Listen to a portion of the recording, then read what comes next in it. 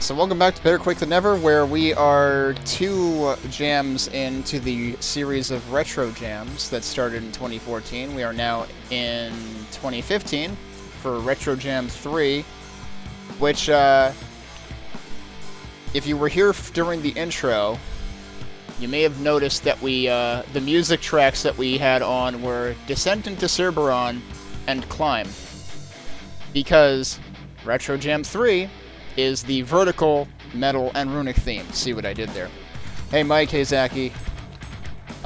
Retro Jam 3 actually only has 2 maps, but there is a separate pack called Retro Jam 3 DLC, which has 3 additional maps in this theme. Oddly enough, Skacky has maps in both of these packs. So we will be playing a total of 5 maps along the vertical, metal, runic theme. I don't know what to expect out of this. Vertical maps can be a perilous situation, especially if the mappers do not include, like, backtracking shortcuts that unlock when you progress. So we'll have to see what happens with this. Metal runic theme, like, I've definitely seen some good runic maps. I feel like metal is a hard theme to make really to maximize your use of and really like get the most out of it, but we'll have to see what folks do with this one. It's going pretty well, Mike. How about you? Hope you're doing well. I did mostly nothing today. I looked into I did a little bit of like investigating, possibly like there's a library we use, there's a JavaScript library we use at work for validation, and I was running into some snags with it, and I was like, I wonder if I should look at an alternative. And then I came and looked at, like, the code that I wrote for the Shmup Book Club site also actually uses the same validation library. And I realized that the problem I was having at work, I actually already solved for the Shmup Book Club site, so I just need to, like, look at, like, what 3 months ago me did already, and do it again.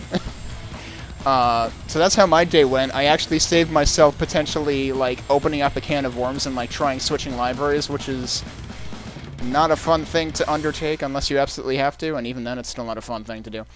But yeah, so my day involved, fortunately, making a lot less work for myself, so that was nice. Anyway, let's take a look at the README. I don't think there's much in this README other than installation instructions and the fact that we have 2 maps in this jam, as I mentioned. One by FifthElephant, one by Skacky. We are familiar with both of them. So I guess we'll just jump right in.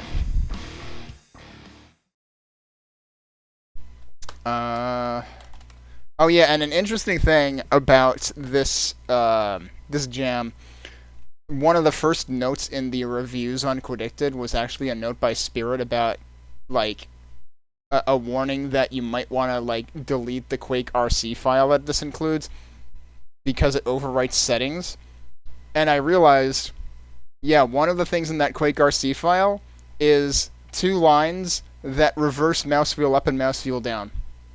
And that must be what has been doing that in a bunch of other packs that I've played. It's probably just crap that's being overridden in Quake RC for no valid reason whatsoever. Like, why would you do that? It's not overriding any other key bindings, but for some reason it's binding mouse wheel down and mouse wheel up to previous weapon and next weapon in that order, which is exactly the reverse of what myself and a lot of people do. Oh yeah, geez. It's been... I've pretty much had to, like, mostly not turn off my AC for the last, like, couple of weeks. Like, the AC in my room is so freaking loud that, like, I don't like sleeping with it on because it actually, like, makes it harder for me to fall asleep. It's also kind of powerful, and I can't really get it to, like, not directly hit where I sleep, and that's kind of actually, like, not great. But if I don't keep it on, I'm overheating by like 6 or 7 in the morning. It's like 80 degrees in the room. So, yeah. That's what I have to live with now because it's just been ridiculously warm for entirely too long. Anyway, let me start the timer up. There's no start map for this. Got stormed on. Yeah, we got stormed on a couple days ago. Oh yeah, right, because it was storming like in exactly I had like I have very few meetings now because we're a very small team where I work, but exactly when one of my meetings happened, I think it was on Thursday, like, I only had one meeting that day. Absolute, just, like, torrential, well, maybe not torrential downpours, but, like, severe thunderstorms, like, for half an hour within that meeting's time slot, and that's it. And then there was nothing. And it was kind of ridiculous. Alright, let's start the timer. Let's start the first map. FifthElephant's map. So the funny thing is, when I started this map for the first time, when I just loaded it up to test, I immediately thought of I'm pretty sure FifthElephant had a map in the low gravity jam, and I immediately thought of that. Because I think it also is... Like, it's got purple fog, and this obviously doesn't, and this also doesn't have low gravity, but I think it was also, like, Metal Runic themed, so I was kind of like, wait, is this the same map? But no, it's not. But it is also, you know, it has that void aspect. There are 3 secrets. How much you want to bet there's, like, one right at the... Nope, there's not. Also, there's this guy, so let me not run myself off the map. Taco Bell's new... Oh, okay, Brisk brand, I imagine. Dragon Paradise Sparkling Iced Tea. I don't know that I've ever had sparkling iced tea of any sort, actually. It's not tea at all. Okay, spoiler alert, we still haven't found sparkling iced tea. Tea mixed with dragon fruit puree. It's actually really strong grape soda. Oh, that's awful. I am not... You have to really be a fan of grape soda to enjoy that, and I am not. But that... I don't know. That seems extremely dubious. To label something as sparkling iced tea that is actually grape soda. Also, there's a lot of ogres here. Alright, one down. There's at least 2 others. I am almost dead. Hang on. There was health out here. I should go back for that, because I am getting hit by all of the splash damage right now. I probably did not take the best possible approach to doing this. If I do this, at least I can't get hit by everybody else at once. Is there even any point in me fighting him? I don't know. Like, I can just leave. Seems not worth the ammo right now.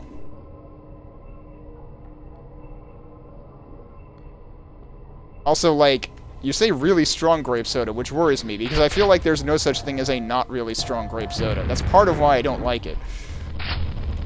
Okay, we got even more knights over there. I heard another ogre, too. Where was the ogre?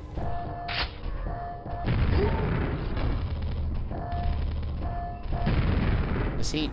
What? Is he up there? No, you can't possibly stand on there. Oh, he's up there. Okay. So, interestingly, so far this map is mostly vertical in terms of where enemies show up to dunk you from.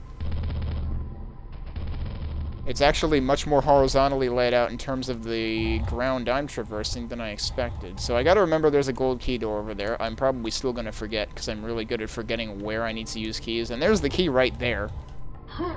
It would be really funny if I could, like, sequence break this, so I'm inclined to try and see if that would work. Okay, I can't get up there. I was thinking I could get up there.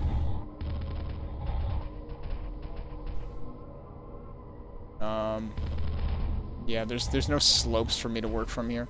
Alright, I guess we're going over here. I don't know if I could actually make the jump all the way over to where they are. Okay, he was helping.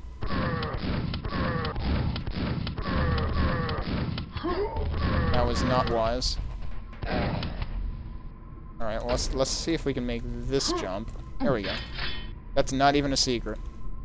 I mean, granted, it's not really a secret because it's right here, but I figured, like, the jump might be a little tricky. I don't know if I've ever had dragon fruit. I will say...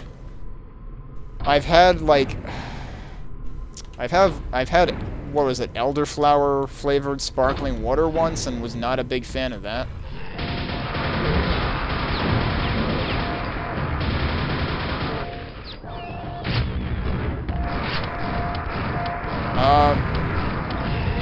Okay.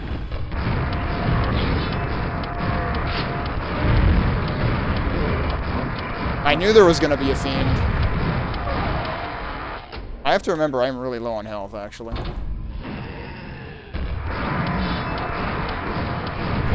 That's not a good start.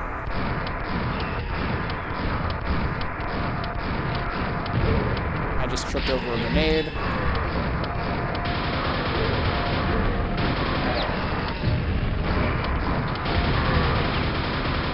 That was a really bad place to be.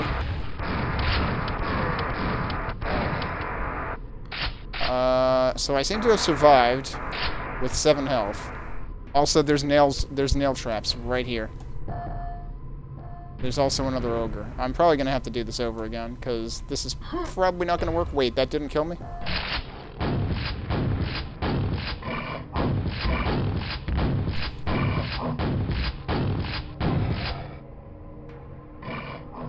There's another one.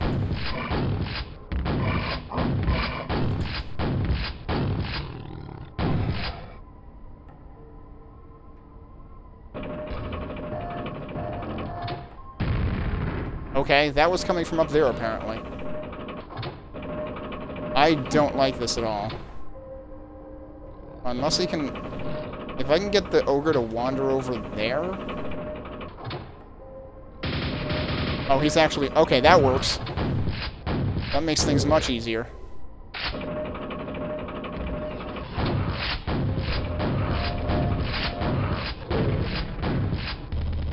Okay, excuse me. I want health. Oh, God. This entire map is just panic attack after panic attack.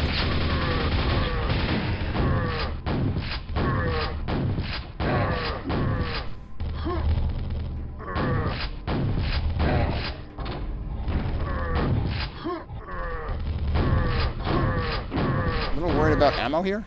Oh, shit. That's bad. Okay, somehow I didn't get hit by that. I guess I'll save? This map seems very brutal, even on normal difficulty. Okay, yeah, if I ever had grape soda, it was probably... maybe Sunkist? I feel like there was another brand. Like, we're talking like back in the 90s, because I don't think I've touched grape soda in a long time.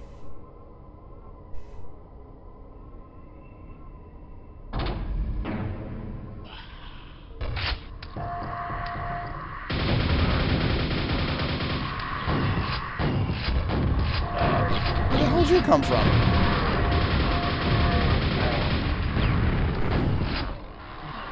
And now I have no ammo.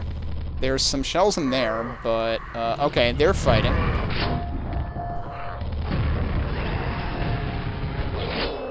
Oh, great. Oh, great, more nail traps, too, just what I needed.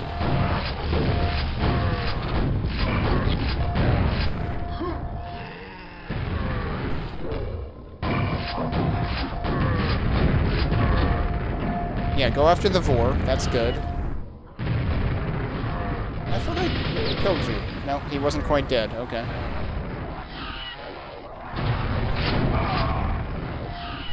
Thought I was far enough away to not get hit by the Shambler, but nope. Yeah, it sure is a party. I was not expecting this party.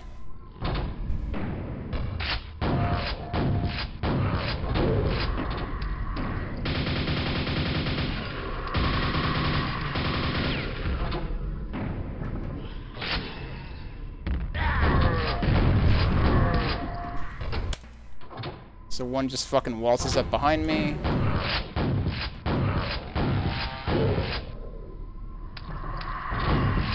Oh, hey, there's stuff out there.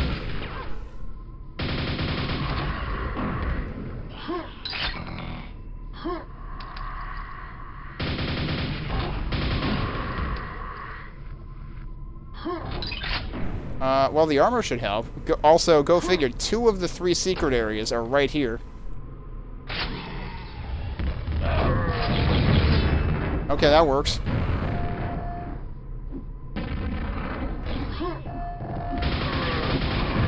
There was another one, too? Good grief. Alright, well, he's gone.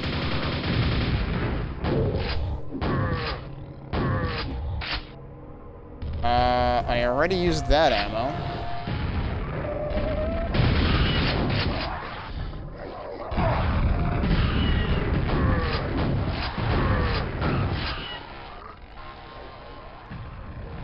Like, this level is horrendously underbalanced in terms of any kind of resources whatsoever. Oh yeah, and don't forget the nail traps. With all this rocket ammo, where's the grenade launcher or something?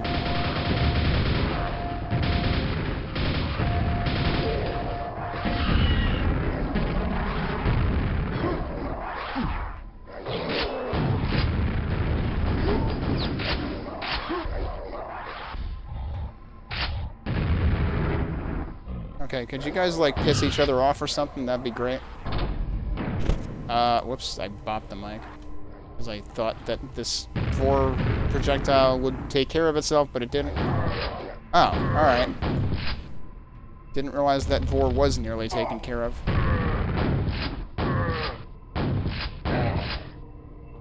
How much do I have in the way of nails? Not a whole lot. I keep forgetting about the nail traps, too.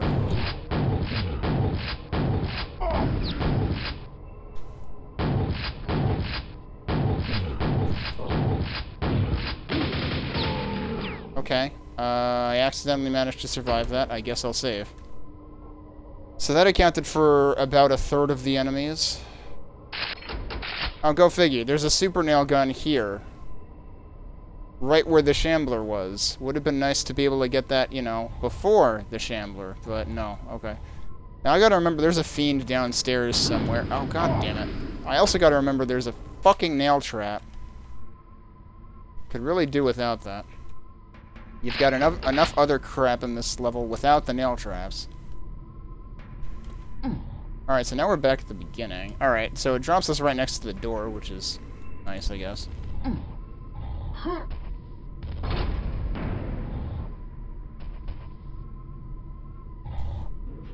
There's no way that's the exit, right? Uh-huh. Alright. Also, boy, that armor I got sure was nice. I don't have any of it left anymore. I'm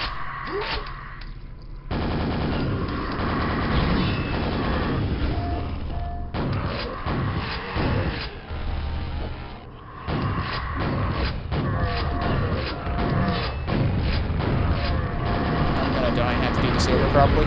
Oh, I'm out of ammo. Oh, great. And there's a fucking Shambler. So once again, we get to deal with under-distribution of resources. Alright, actually, before I forget, I want to check something.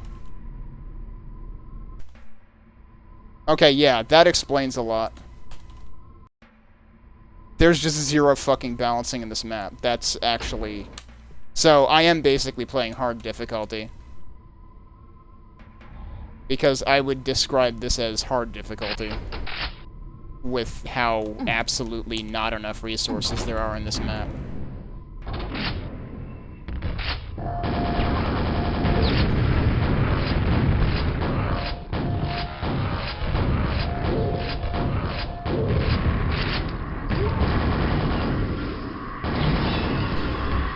Now, I do have to remember this came out in 2015. This might be one of FifthElephant's earlier maps.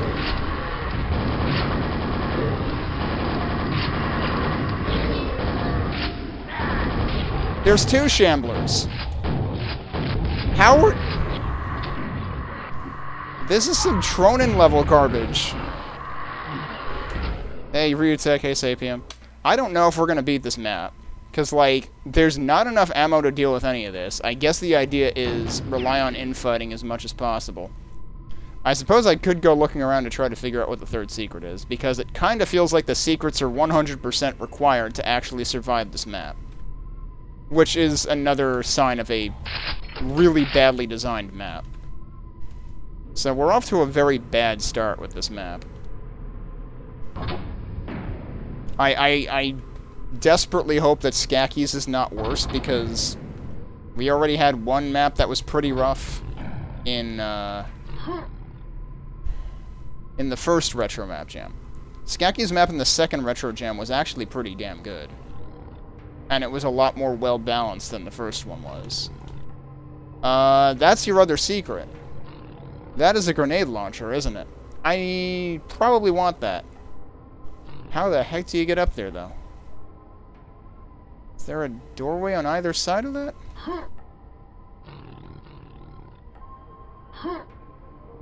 Wait, I can jump to here. That's how you get over here. That is your third secret, and that is 100% required, because guess what? We've been finding rockets all over the place. If you don't get this secret, you don't have anything to use the rockets with. And given the horrendously under-distributed ammo resources in this level, you kinda need this. Let's see if I can get this guy. Let's see if I can get this guy and not waste a ton of freaking ammo. So the problem is I'm gonna have to drop down there to get out of here, and I really don't want to waste even more ammo. Like, I don't care about 100% kills in this. Like, I was absolutely right on the money to not concern myself with that at the beginning. Wait, where... Did I just drop down to the wrong area? I think I just dropped down to the wrong area.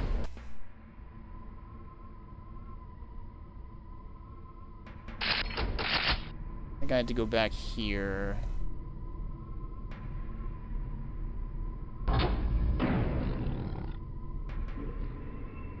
This is the same area. It's right here, okay.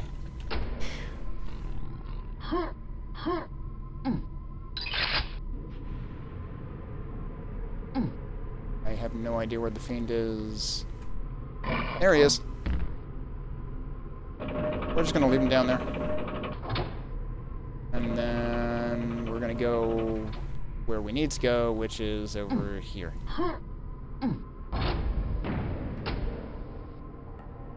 I'm probably still going to die because... Oh, that's good. I was going to say I'm going to grenade myself in the face, but no, the ogre beat me to it.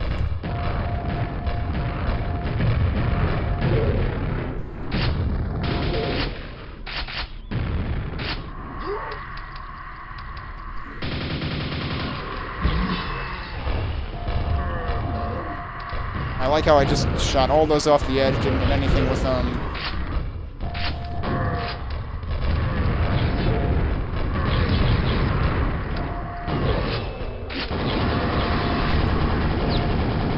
I'm stuck.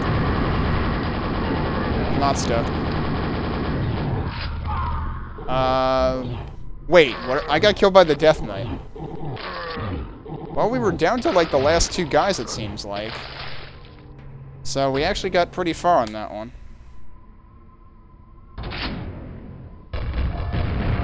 I need to stop getting shot in the face by that first one. Then I shot myself in the face, too. So that doesn't help.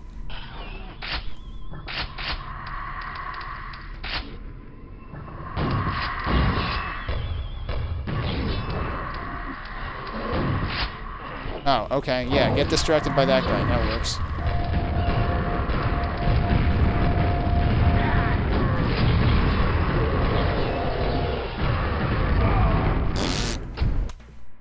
The problem that, like, the only cover from Shamblers you have is, like, over here with these posts, so I guess I can try to get myself over there.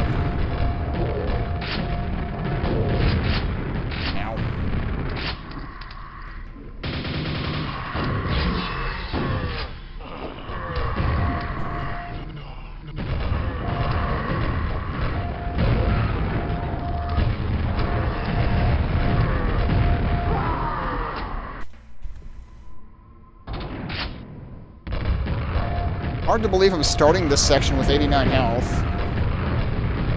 But, like, no ammo, armor, rather, so that kind of doesn't help.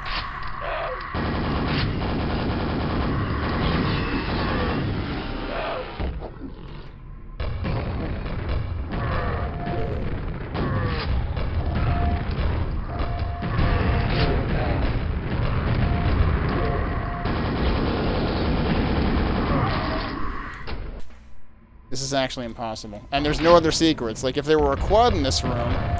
Actually, the funny thing is, there was a quad toward the beginning of the map. And it's like, why couldn't you put one here, now? That would actually bail out this map from being completely irredeemable. Actually, no, it wouldn't.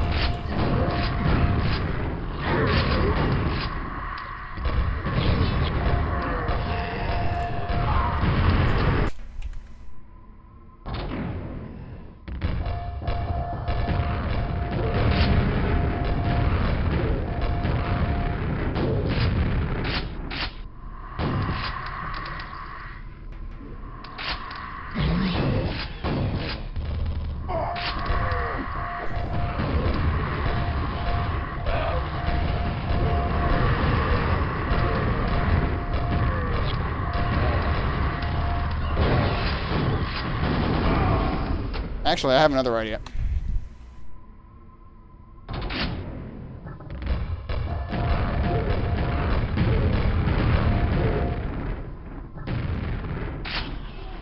So these guys seem to be on set timers. They don't seem to be spawning in response to other ones dying.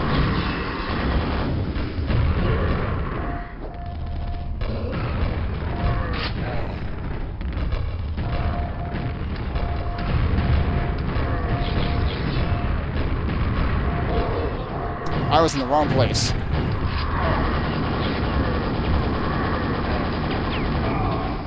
Oh, I was hoping he would, like, send me over the edge. That would have been funny. Someone got... Oh, I don't remember... Wait, that's a lot of points. I assume that's on hard difficulty. I don't remember what the scores on hard difficulty looked like. Also, are we sure they actually got that? Because, like, one thing I've been very wary of, that I'm wary of with any leaderboard, is cheating. Like, once someone figures out how to send the network request that registers a leaderboard score...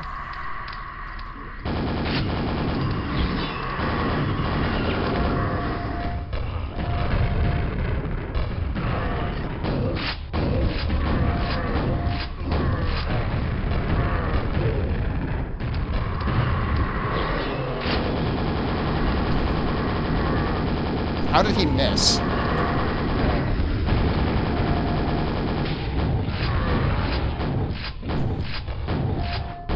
God damn it.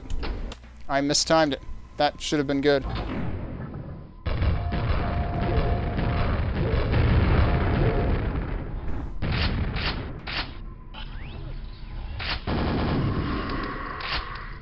I'm surprised they killed one of them.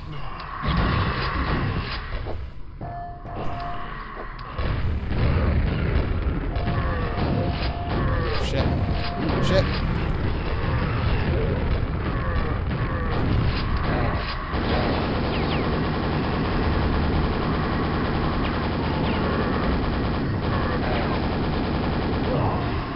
I thought I was far enough away to not get hit by that. Damn it.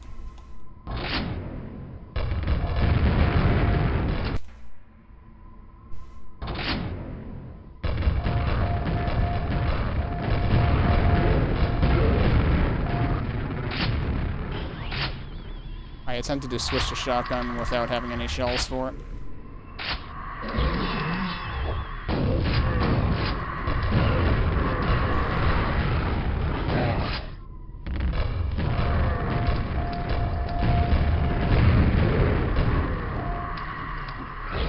That's what I wanted to do.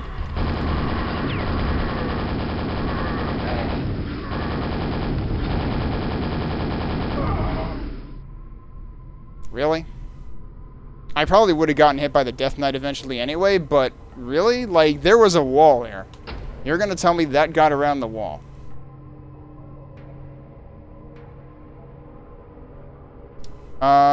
Yes, well, there is, but it should eventually come back to you, because they time out eventually. Like, I've gotten the crosses stuck.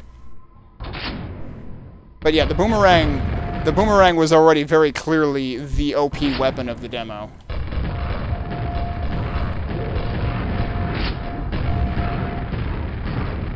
But yes, you can leave them out for at least a few seconds at a time. That's why boomerang plus black hole equals GG.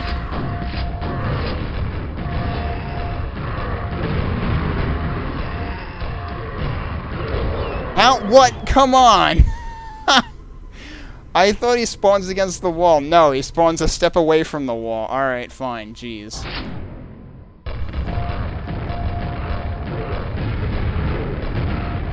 Once again, tried to switch to a weapon I have no ammo for because the ammo distribution in this level sucks.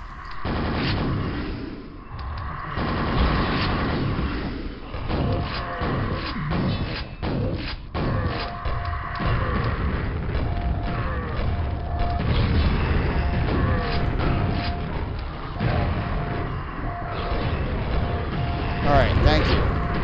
The problem is there's way too much else still alive that I'm going to die to. If he would have died a moment sooner, like I thought he might, then I would have been fine there. Took way too much damage.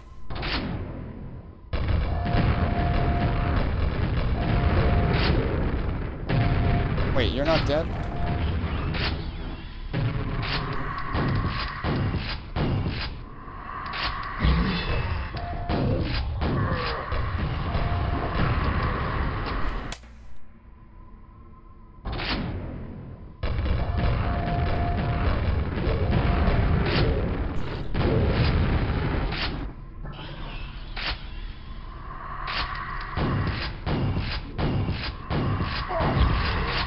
Taking way more damage than I should be here.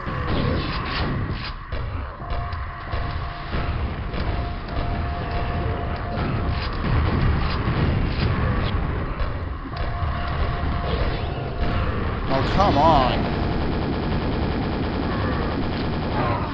I was in the wrong place to telefrag him again.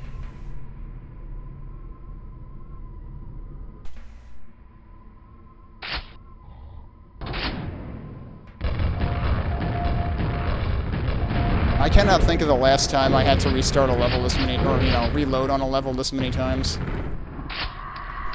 Like, a Roman Wilderness of Pain comes to mind. And that one I had to cheese to actually finish. The grenade launcher is not doing me any favors here either. But it's kind of the only thing I have a good amount of ammo for. How dare you get all the way over there?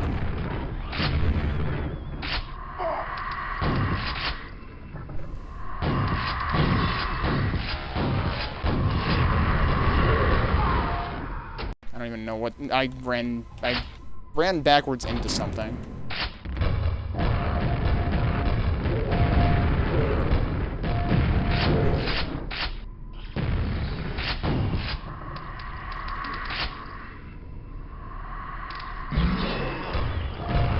Oh, one of these guys.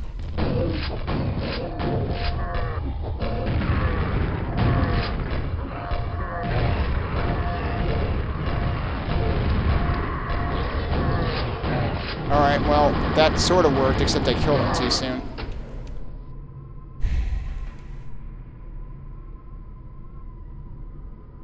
I had one attempt out of like 20 that nearly survived. I'm just gonna move on. Like, there's absolutely nothing fun about this level. It actually sucks, so I'm just gonna move on. Enough of that.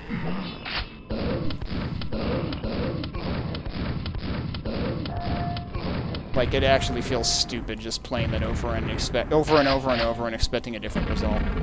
So this level, by contrast, is giving me the grenade launcher to start out with.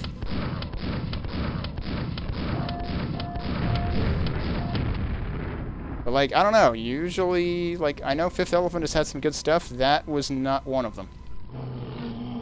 Ah, this is why there are early grenade launcher. There was another one, right? Yep. Okay.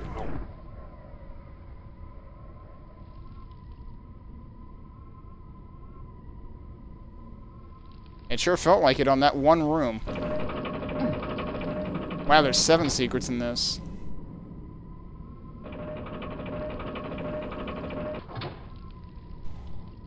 Actually, I'm gonna check something really quick. I'm pretty sure these are different levels. But I know Skacky has a map in this too. Okay, yeah, they're different levels. Cool. I wanted to make sure I wouldn't be, like, accidentally playing the earlier version of the same level as in the other jam. But no, that doesn't seem like it's going to be the case.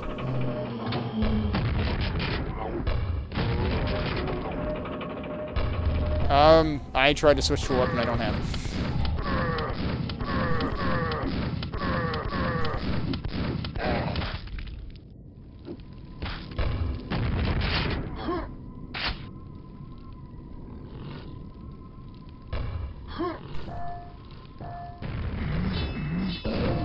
I don't remember ceremonial circles well enough, but I'm assuming ceremonial circles, for one, actually had difficulty levels implemented, which that map did not.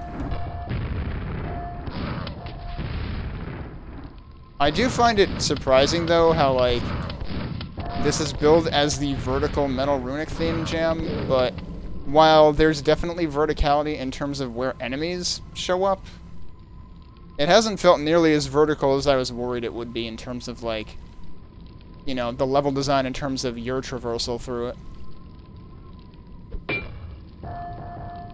Oh, is this guy actually on my level? No.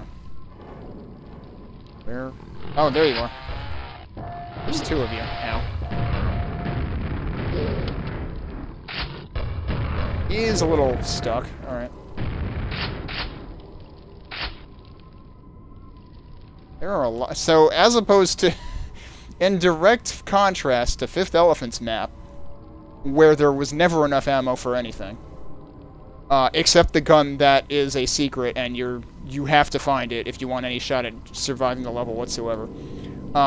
This actually has too much ammo, but I'm just gonna save it, and we'll see if we need it later.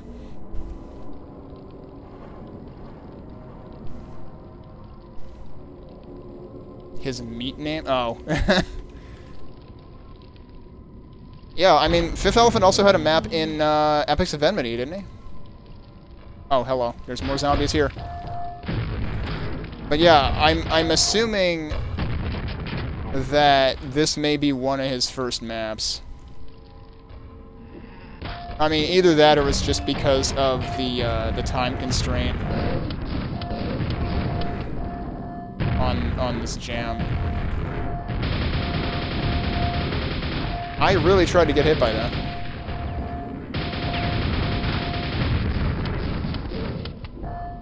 Yeah, there's still a zombie over here. Okay, well that's some vertical theme going on. This is something. I don't know. Might be a wind tunnel.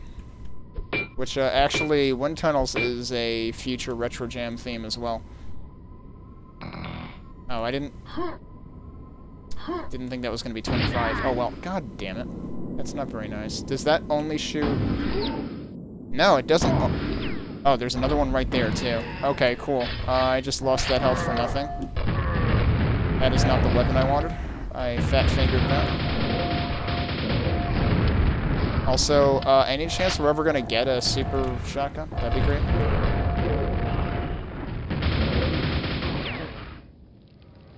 Like, starting to worry that I overlooked it.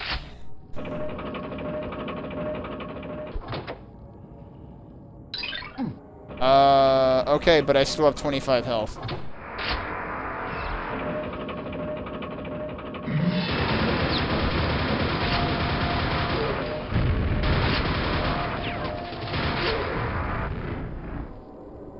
Okay, there's some health.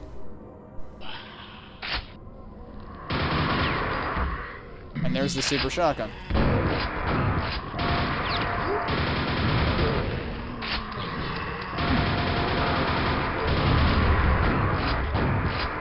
Oh, I missed the shot on that guy right before the quad ran out. Darn.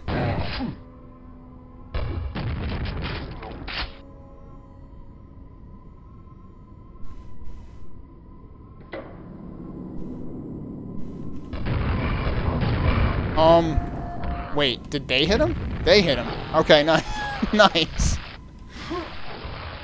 Definitely didn't expect that to turn out that way.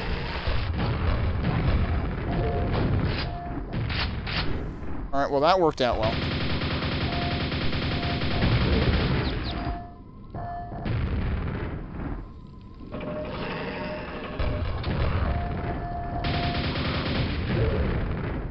Okay, good enough.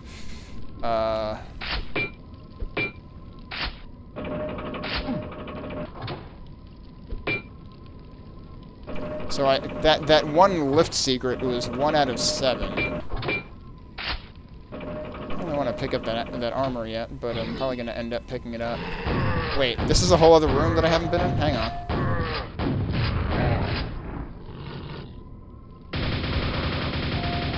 We got Statler and Waldorf up here. Is there a weapon up there? I thought I saw something spinning, but maybe it was just the backpack.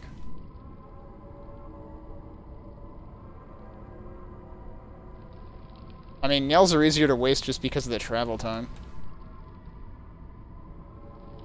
And also, I feel like I never know which one's actually going to be more scarce.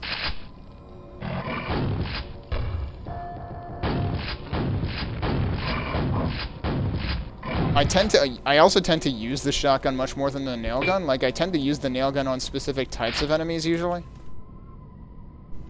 Or if they're, I mean, in some cases, if there's a room that just has, like, tons of everything, then sometimes, yeah, I just go panic mode and use super nail gun for everything. But the other thing with the nail gun is, like, I usually only use the super nail gun for shamblers and maybe Vores, and that's pretty much it. Like, I actually tend to use the regular nail gun for a lot of types of enemies, which I was not doing as much in that other map just because there was so much coming at me at once.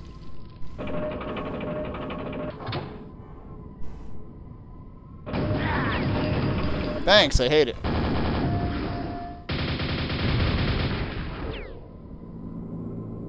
Okay.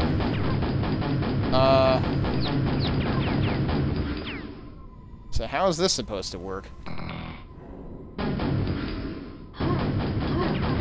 I somehow got through that first one, and I don't know how. Please die. Thank you. Yeah, and I'm thinking Unreal might make sense to play after I exhaust my list of Quake things. Guess I'll take one of those.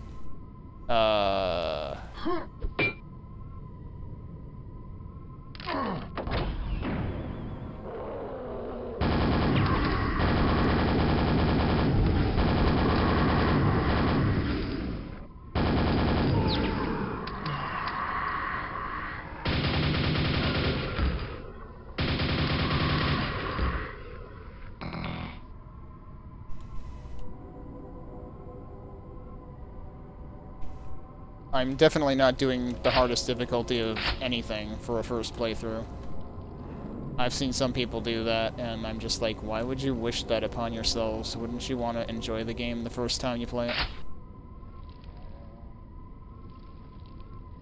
Because typically the hardest difficulty is kind of meant for, like, after you've acclimated to a game. Okay, what the hell am I doing now? I ended up coming full circle. That switch did something, but I'm not sure what. Anything interesting I can do down here?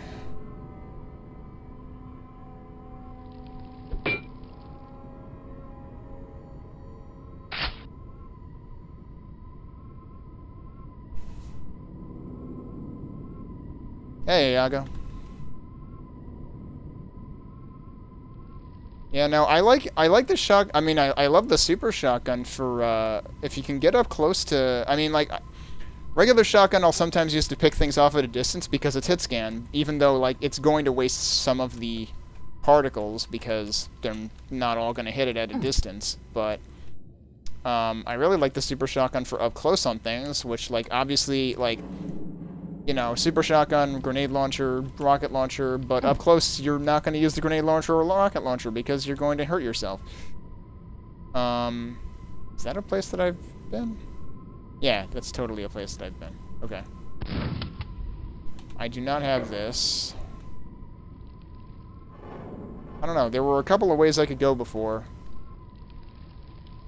Did I went up here, right? No, goddammit.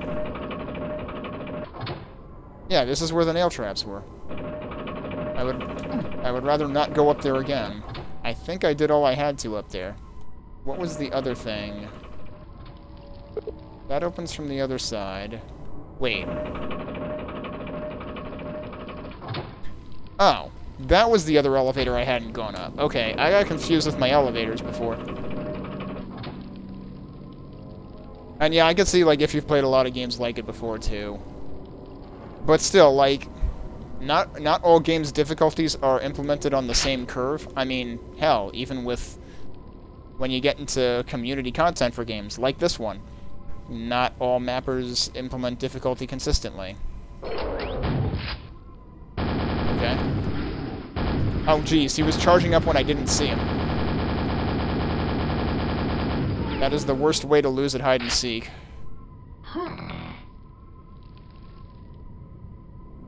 Okay, so that's pointing down, but can I actually go over here and do anything?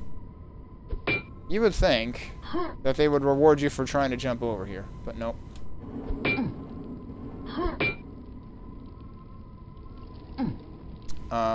So that's still closed, but now we got the key, so we can go back over here.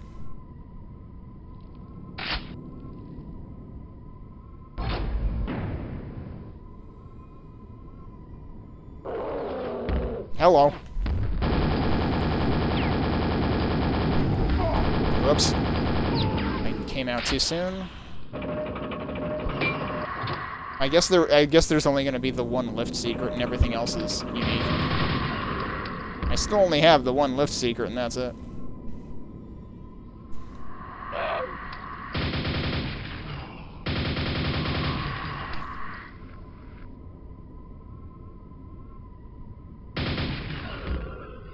Okay.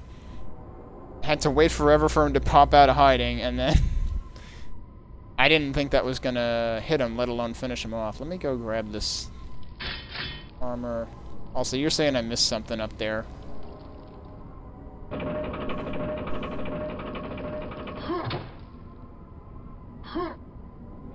Oh, so there is. Oh, well done.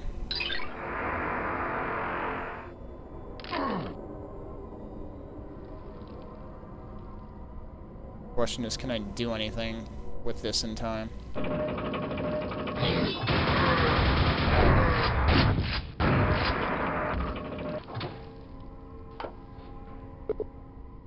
Take a leap of faith. Okay. Oh no, they're talking about going in there. I didn't mean to come down this far. The pipe is open now. Also, wait, where does this go? Okay, that comes back up here. I think I passed by some health that I probably should have taken. Yeah, like, it's ridiculous comparing these two maps. Like, this one has an overabundance of resources, the other map had a severe underabundance. Okay, yep, it's a wind tunnel.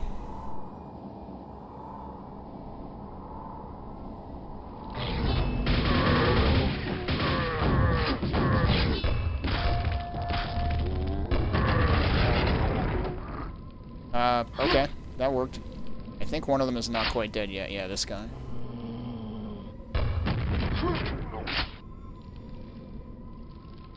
Oh, this was the opens from the other side door. Okay.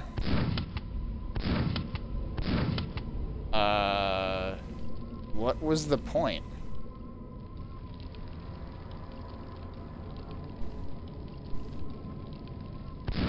Like, okay, so that was one room.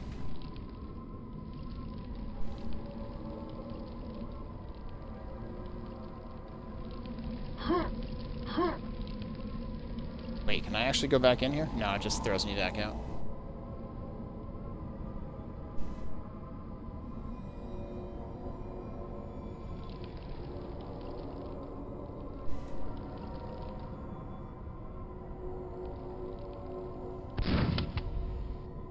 So now I'm kind of confused. I went through that one, unless that's not what the leap of faith was actually talking about, but this opened that switch, or rather opened that hatch down there, and then that spat me out in that room, Oh, hey, what's up there?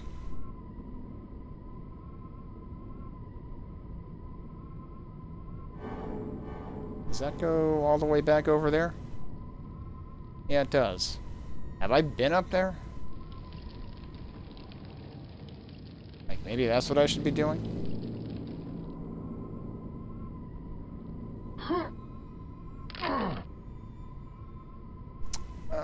Where were those elevators? I want the elevators now.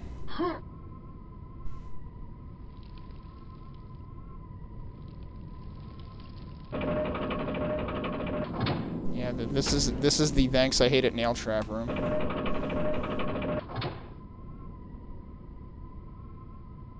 I mean, normal shotgun feels bad to use against anything tanky, though.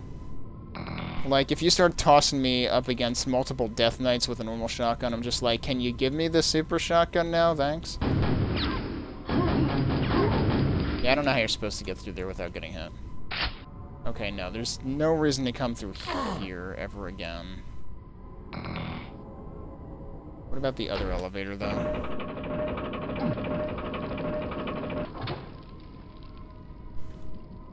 Where was the other elevator? It was through here somewhere, right?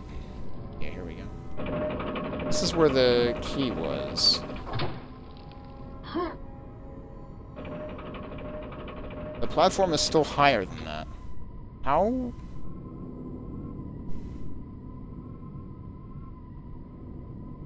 Yeah, okay. How do I... Have I been up there?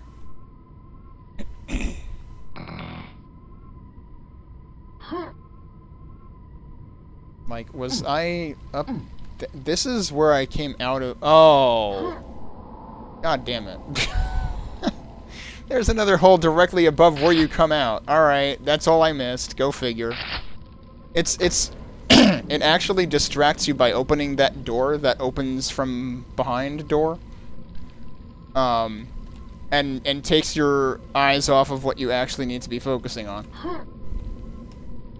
And, I mean, that combined with the fact that there's other enemies in the room. So, like, you might be looking up and realizing there's another tunnel, but, like, you're immediately going to be distracted from it. Okay. Hey, look, another key we need.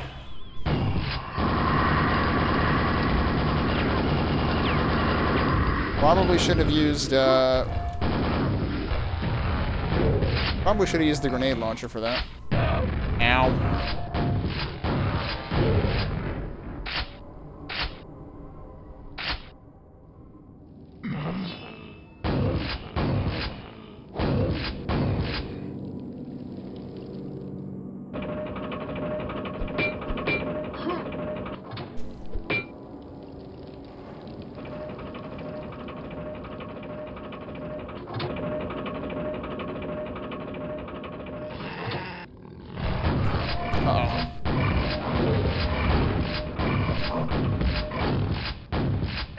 Whoops.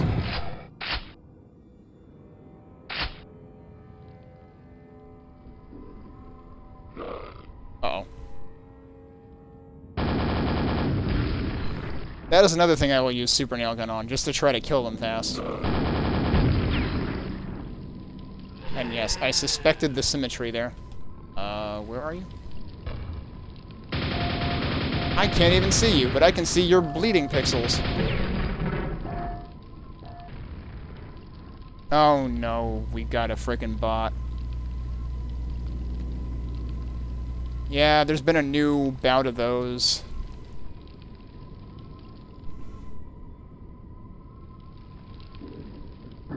One of those showed up in Skacky's stream earlier today, too. Hell, I thought I had keywords for that message banned, because, like... I don't know, I'll have to take a look later at what the exact message was. Ow. Nice shot, dude.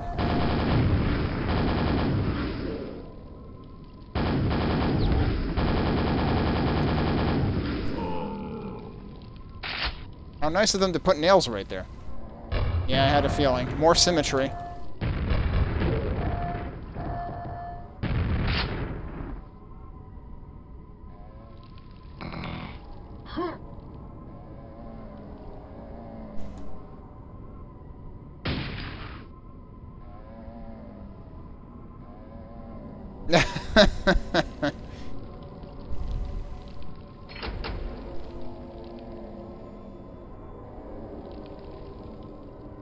Yeah, you're already famous in this channel. I've played your maps. That's funny how it's like, reminder, the door is down there. What? What did I land on? Hang on a second. So this was right here where I got the key, right? Yeah, what did I land on? Okay, it didn't happen that time. I landed on something last time, and I have no idea. Wow, as opposed to the other map that I had to find a secret with yellow armor, this one's just giving it to me. There's the ogre. There's the ogre. Trapped. It's a trap. So this might be ending off somewhat similarly to the other map, except it's a bigger room. But also there's no cover. Press the button first. Oh, that button. Okay. And that says the same thing. Well, I guess we're gonna find out. Prepare thyself.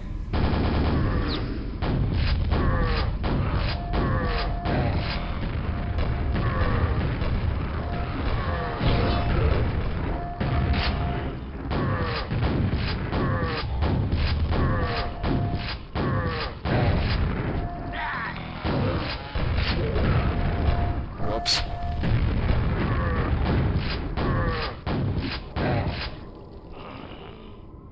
Meanwhile, that guy's stuck. Okay, there's 6 enemies left.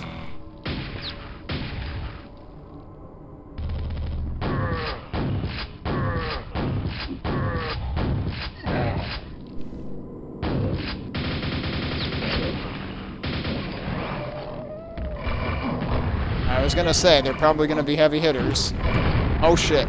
Are there 2 Vores? There's probably 2 Vores.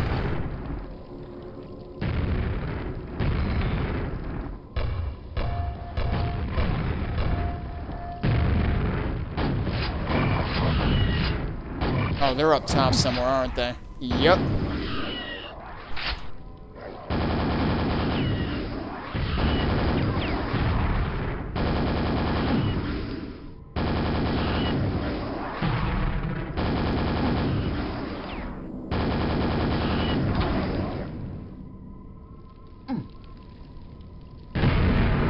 That was a lot of explosions. Okay.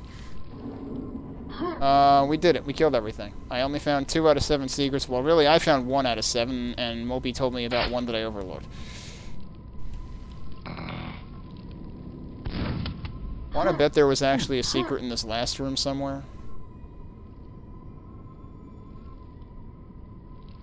But yeah, this map was far more reasonable than the other map. Holy crap. I doubt they would slam something in the last room here. Oh, I accidentally went through the door. Oh well. Hey, Slater. Okay. One thing I'm curious about is if we go into that map... whoops. If we go into the map one more time, I want to see if this one had difficulty levels... Yeah, this one actually implemented difficulty levels, which, like, I can see not doing that for a, you know, for a map jam, especially with a short timeline, which I'm under the impression... Also, let me stop the timer since we've been through both maps. I'm under the impression that the retro jams generally had shorter timelines than the Func Map Jams.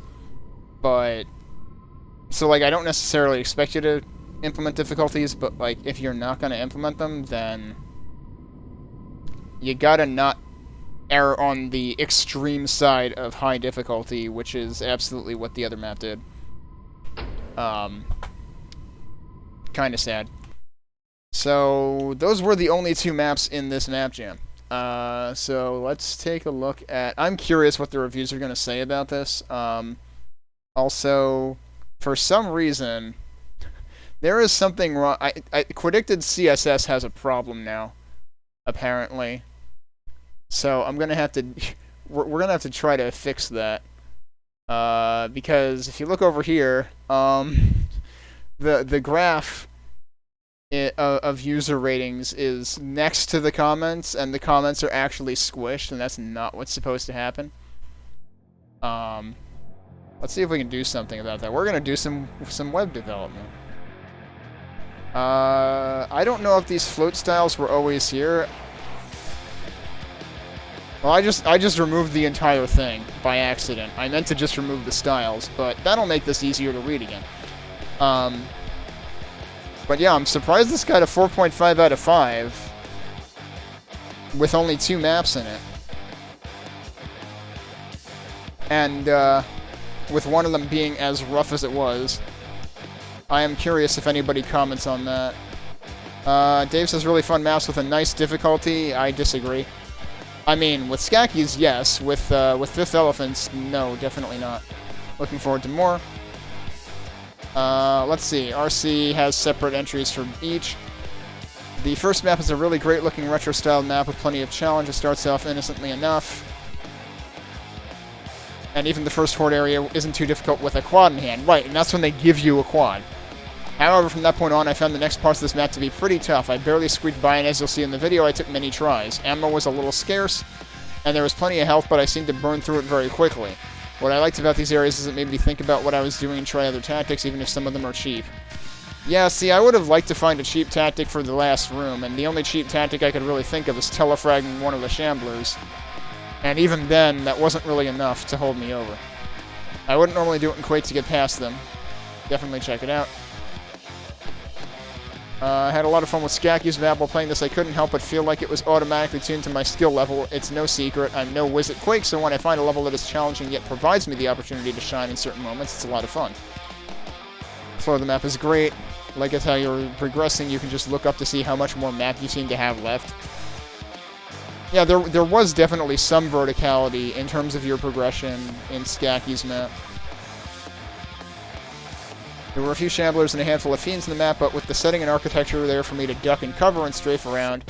And yeah, he didn't put any shamblers in the last room that had no cover. That was the thing I was worried about. And actually, I mean, arguably there was cover in the side rooms, because you could duck into the pockets, and I did that to get rid of some of the Devour bullets.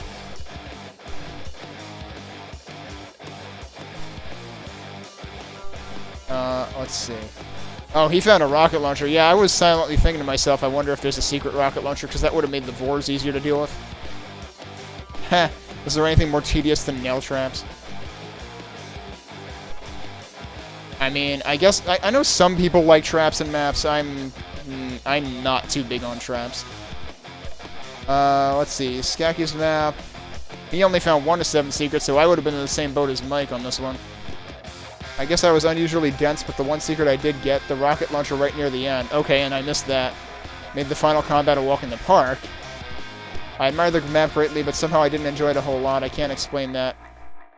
It just somehow felt a bit lather, rinse, repeat. That's like... I feel like he's describing the way I felt about, like, some of Tronin and Kona's earlier things.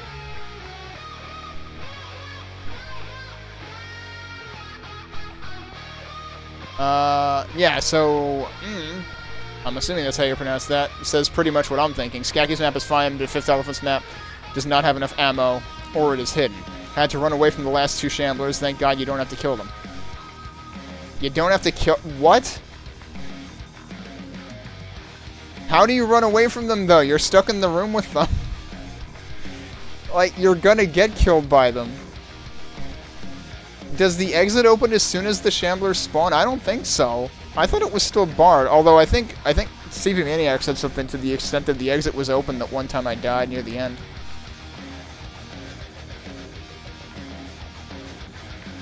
Blowsberg says, there's an interesting contrast from these 2 maps. Fifths employs vertical fuel through the vastness of the tall spaces and open sections. Skacky utilizes vertical layering to an absurd extent in a more closed-up runic shot.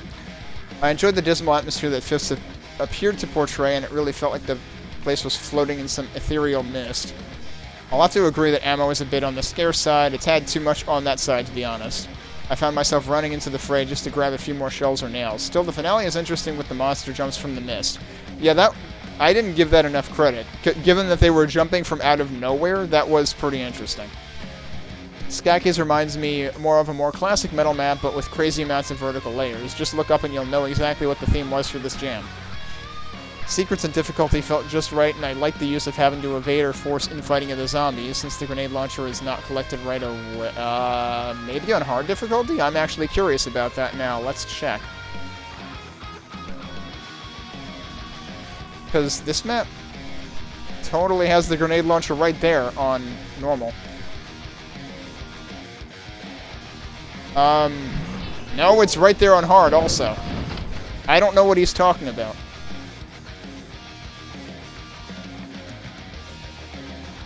The grenade launcher is actually right away. I also appreciate the slow-moving doors at the finale, which lets you prepare for the onslaught to be unleashed. The section where you must jump up to a second wind tunnel had me completely lost for a moment. Alright, I wasn't the only one. Possibly a little more visuals for the player to jump would have been helpful. A great pack, shame there were so little entries. What they could have done to resolve that is just don't open the door, the opens from the other side door, don't open it immediately. Open that after you go up. That way it doesn't distract you, and there's no other way out of the room other than up. That's all you would have had to do. Death112 says, I enjoyed this map set as well. FifthElephant's map was just super awesome. The encounter on the end of his map was really challenging on Nightmare, but if you manage to find the secrets and telefrag one Shambler, you're good to go. Yeah, that's basically what's required. You need to find all 3 secrets, and you need to cheese. Skacky raised the bar as well with difficulty. He has some really nasty ogre placements, which will just bombard you from high up. Yeah, I could see that being problematic on Nightmare. At least on OG Nightmare. Alex says, really cool jam. Quality-wise, both maps are top-notch, but Skacky's map is simply much bigger and longer to beat. I love... Also, I love his thief manner of placing secrets. For Quake-only players, I assume he hides secrets too hard, but for Thief veterans like me, Skacky's secrets in Quake are just perfect. Interesting. SR says, 5 out of 5 for Acrophobia, an awesome map. FifthElephant's map is also great. Ludicrous says, wait, what? Well, that's weird. This gem doesn't have a start map, you'll need to load each map, you're right. Okay, that was just technical difficulties on that person's part. Yeah, I don't know. I definitely did not have a good time with FifthElephant's map in this. I am curious, though. If I go to maps and I type in FifthElephant... Whoops. And I sort by date. He had entries in the Func Map Jams before this. This was his first Retro Jam entry. He had one in Conquer. He had... That's right, he was the one that I was talking about, who had a low-gravity themed map that this reminded me of, even. I don't remember which of his maps... like, which maps were his out of the first 2 Func Map Jams, but, like... There were some pretty solid maps in those, so I don't know. This one just did not... And again, maybe it has to do with the time frame on them. Because, like I said, the Func Map Jams seem to have longer times to develop maps for. So maybe that's what it was, really, ultimately. Anyway, I'm going to jot myself a note for the time on this one, and then we will move on to the DLC. Quote-unquote. I air quote DLC. That's what they call it, but...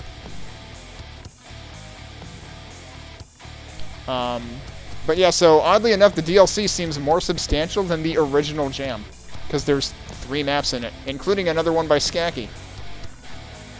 Late entries to the Retro Jam 3, ironically labeled DLC. And I think these, so the original Retro Jam 3 did not have any individual readmes. Let me just update things real quick there. The original Retro Jam 3 did not have any individual readmes for levels, but the DLC does. So let's take a look. I'll take a look at the main readme first, but I'm assuming it probably doesn't have a whole lot other than the usual instructions. But this time we've got maps by Ionous, Negke, and again Skacky. And yeah, there's really nothing special in the overall readme. I guess we'll go in alphabetical order, because again, there's not going to be a start map, I'm pretty sure. Yeah, no, there's not. So yeah, let's take a look at Ionis' map first. My offering to Skacky's Retro Jam 3 DLC project, which is dedicated to bringing you, the consumer, the highest quality content at the best price. Description: medium-sized SP map clad in id metal textures, not to mention some modified ones. Maybe modified by Skacky? Let's see. Id textures used: id.wad, retro-runic.wad, and mapjam4.wad. Mapjam 4 would have been, if that's referring to Func Map Jam 4, then that is the low-gravity theme. Func Map Jam. I don't know if that has any credits in terms of custom textures.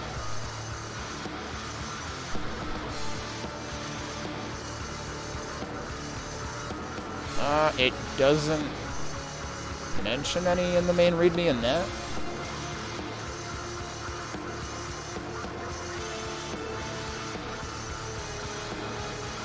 Let's see if the individual, because I know, I think both of the maps in that jam probably used, at minimum, runic textures, if not also metal ones.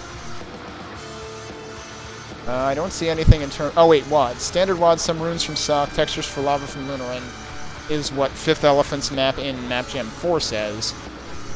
So I'm not sure if that would account for the custom textures seen in this one. But anyway, let's see what else is in here. This does have difficulty balancing. Let's see, map background. Never one to pass up an opportunity to start a map and then abandon it, despite again working 60 to 70 weeks. I started playing with the Retro Jam 3 texture pack provided by Skacky. To my surprise, the few brushes I was able to lay looked pretty good, so good I had to continue going. Despite having no plan, the map grew from the central atrium outward, downward, and upward. I had intended this map to stay below the BSP2 threshold, making sure to stay below 65,555 mark surfaces, but upon a compile, I found it still being converted to BSP2 format. After consulting with MFX, he informed me mark surfaces were not the only factor, and I'd have to delete 25% of the map to make the limit. BSP2 it would have to be. Wow. Thanks to MFX, my mapping spirit guide, for answering my many questions and tutoring me in the finer art of lighting. I almost understand it now. Thanks to Eric W. for steering me towards his new lighting tools, especially surface lighting, which I love with fierce devotion. Thanks to Red for the compiling tools, this map would not have been possible without them. Thanks to Skacky for running this event and being patient with my snail-like mapping pace. Thanks to Sock for answering my novice questions. Thanks to Func Message Board and fellow Quakers on Twitter for the encouragement on the crappy editor shots I posted, and for keeping the Quake legacy alive and well. And, as always, the last note is thanks to my wife for putting up with my nerdy habits. Mapping is only one of many, rather. So yeah, this might be a big one. Let's see what we're in for here. Tremulous I am not familiar with. So, can't say I have. So we need to switch over to Retro Jam 3 DLC. We just read Ionous' readme, so we're starting with that. And I'll get the timer going again.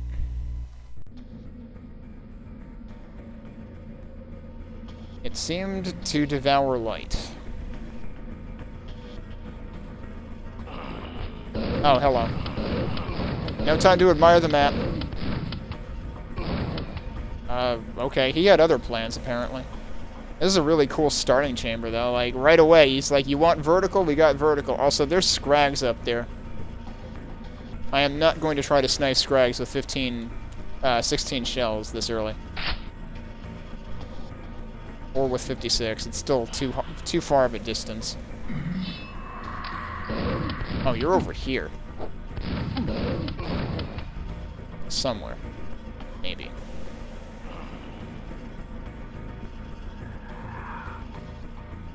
Okay, I don't know where... The shots looked like they were coming from behind me, but I don't know where the hell they were.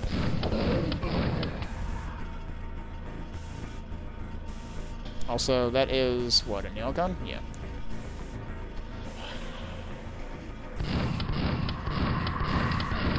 Okay, you I can hit.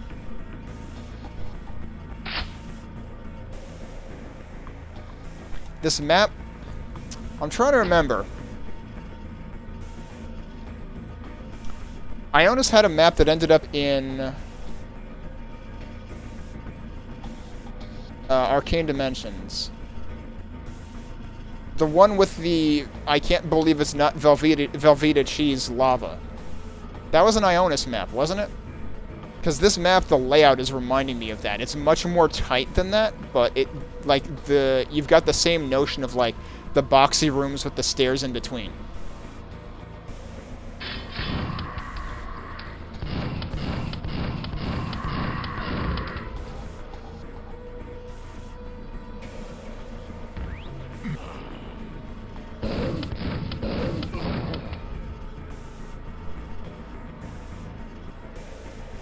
It had a Latin name, and the name changed between the non-AD version and the AD version.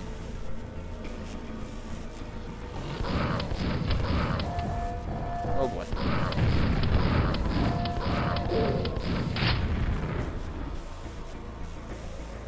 Okay. That is, in fact, where the nail gun is that we saw earlier, probably.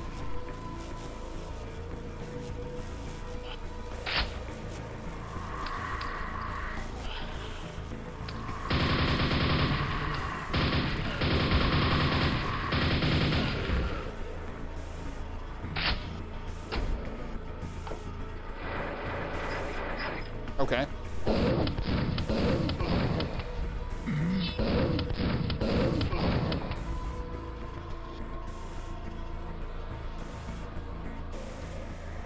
I feel like they're begging me to try sequence breaking this, but I don't think it would work.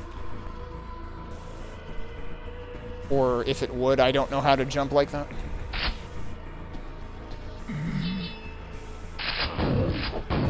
I had to try like 3 times to actually pick up the super shotgun.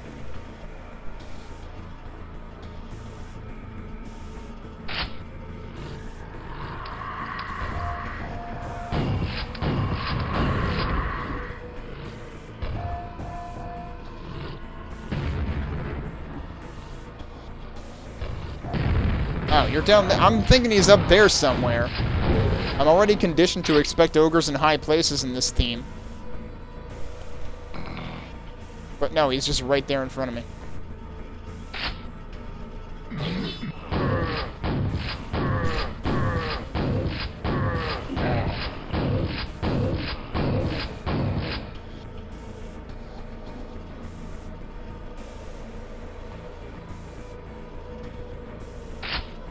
And once again, there seems to be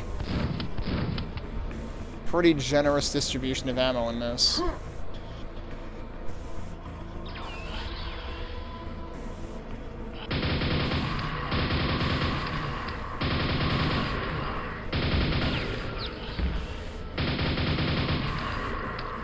Thud.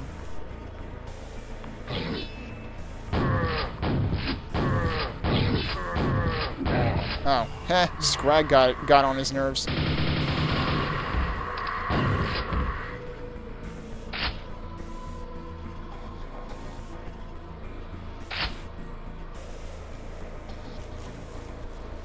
Okay, now they're just straight up giving me a grenade launcher. I did not need all of that ammo.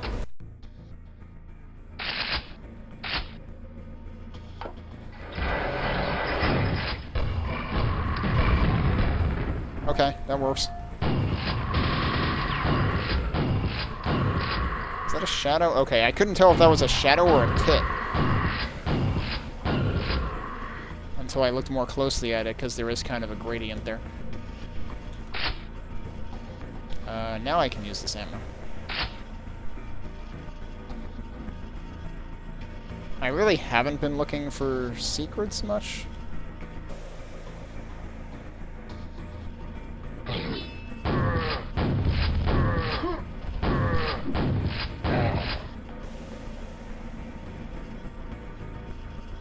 I feel like I don't know what kind of patterns the secrets will take in this, but I feel like there's a lot of like very sharp contrast between like dark textures and bright lights. That honestly kind of makes it a little hard to like look for details. Unless the lights actually are the details, like then I might be able to spot something. Like, I wonder if there's any logic to, like, there's a couple of, you know, rounded or octagonal lights.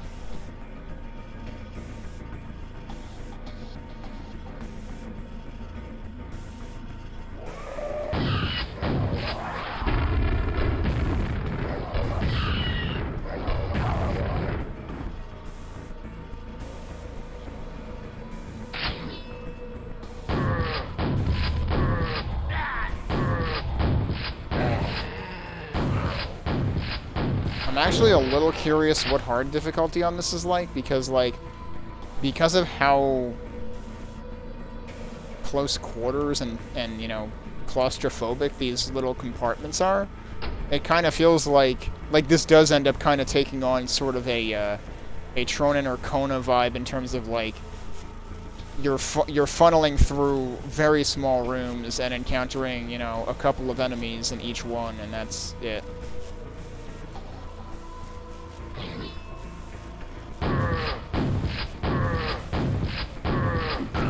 So has this actually doubled back to where we were before? Yeah, I believe so. I believe did I come from this direction the first time? Probably.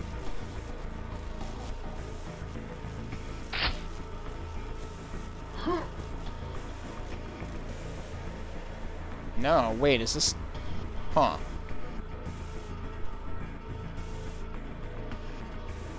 Is this actually a different... Okay, now I'm actually confused. Maybe... Oh, down... No, this is actually raised now. I don't know if that was the case before. I'm actually curious. If I go down here...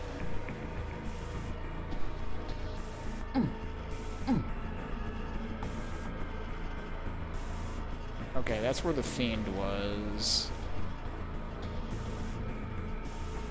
Like, this environment actually does kind of succeed in confounding you and making you wonder, okay, have I been here before or not? But at any rate, this is a new switch. Oh, hello.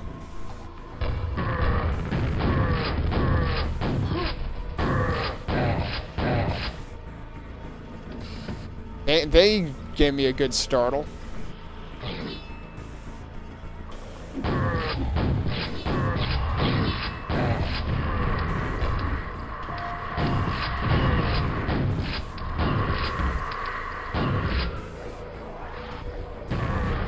Okay, they seem to be having an argument.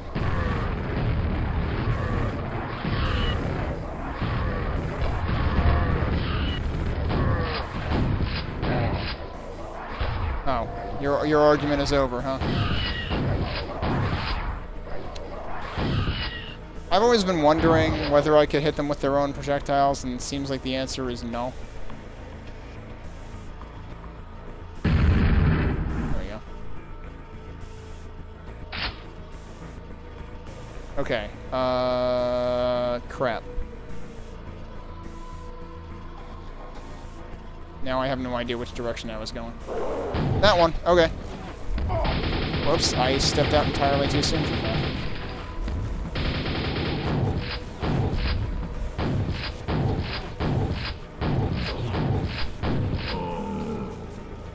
I don't actually have a super nail gun. I would assume there's a secret with one of those.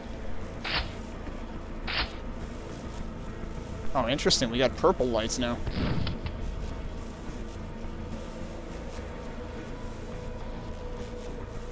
And, like, there's so much verticality in the architecture here. Look at that. That's super cool.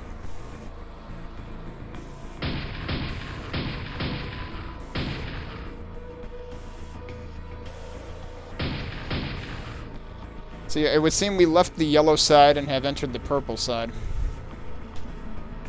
And we're still, like, a third of the way done with the map. I did not realize this was going to be a lift. Can I go back down?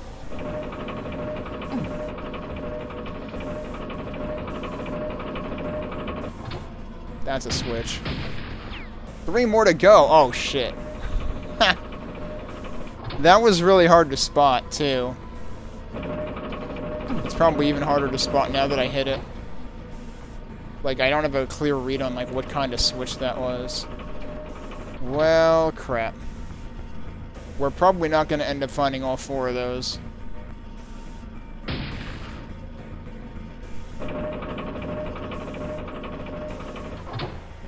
Like, hell, that could have even been the last one.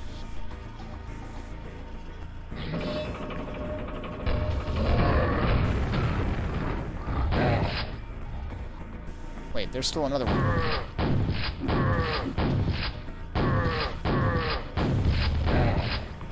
Wow, surprised I avoided that, and then I got hit by that.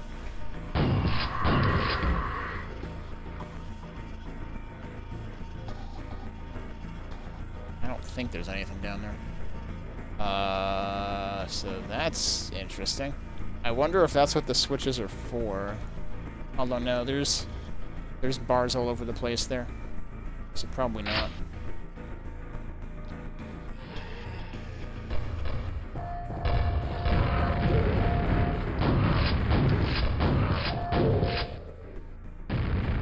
Don't really need that armor yet.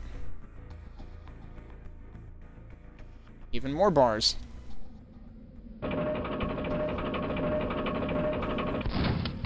Oh, we found a second one.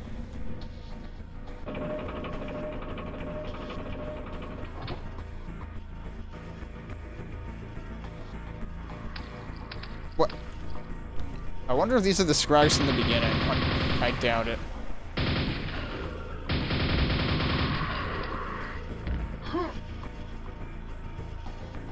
I suppose they could be.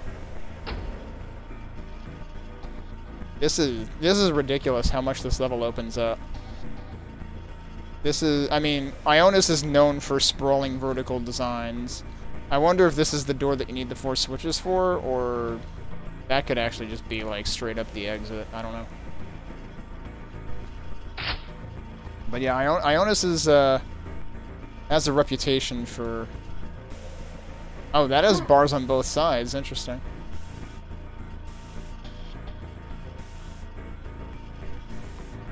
I keep interrupting myself. Ionous has a reputation for, like, very interesting, detailed vertical environments. Where was the other scrag I just heard?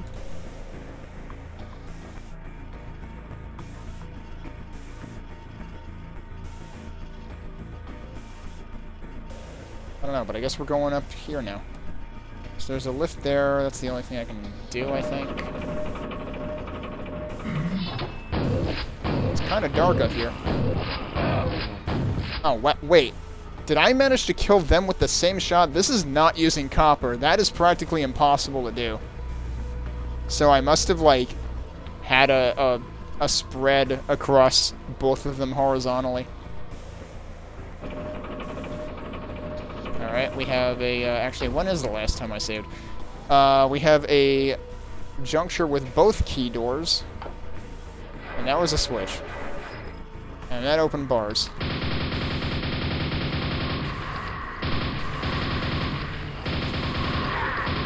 Oops.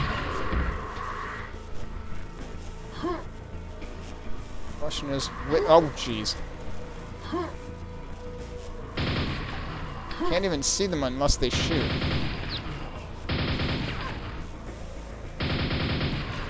Like, I'm looking for the little tail wagging in the shadow. Alright, so there's the... that's the gold key. Okay, so the yellow one... I mean, that looks purple to me, but it's essentially the gold key side and the silver key side. That's what it's telling you. That's interesting. I think those are just runes. I mean, just, like, not switches. So... okay, that's the big door.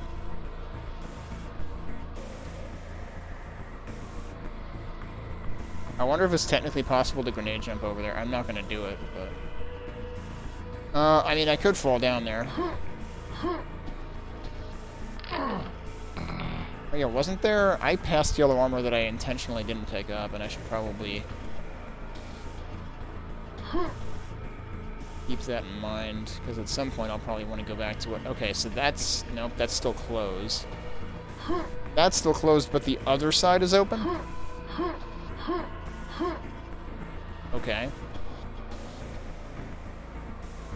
Are the bars over here open? Yes, they are.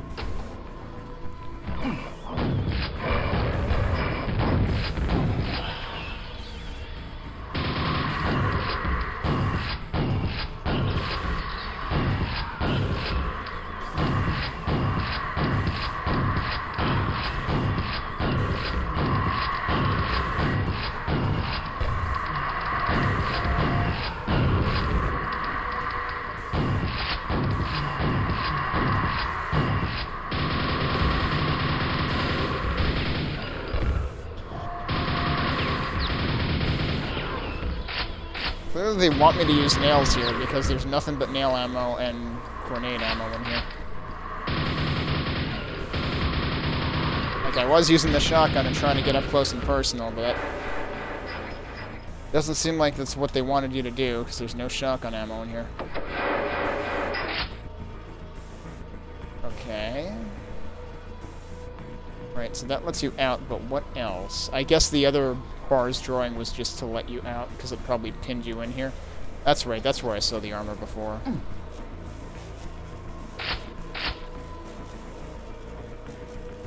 Okay, so what else did that... Okay, that also unbarred this.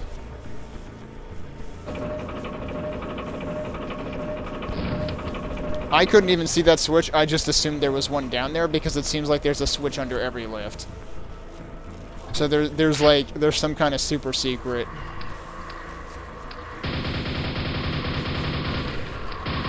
I mean, maybe not even a super secret. Super secrets are usually from finding multiple secrets, but there is a secret that requires you to find all of these switches. Is there still another one?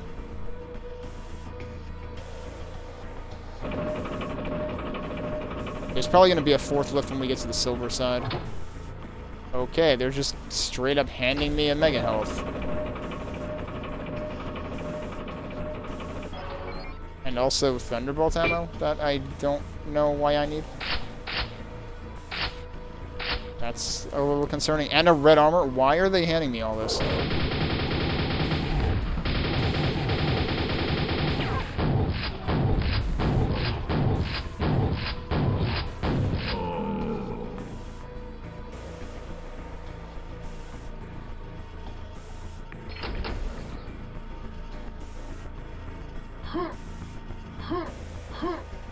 There's something up there.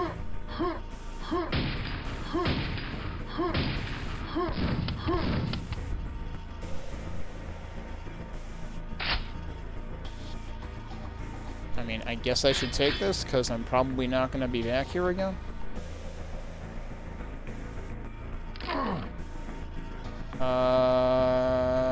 Crap, where was the door? Is that up here?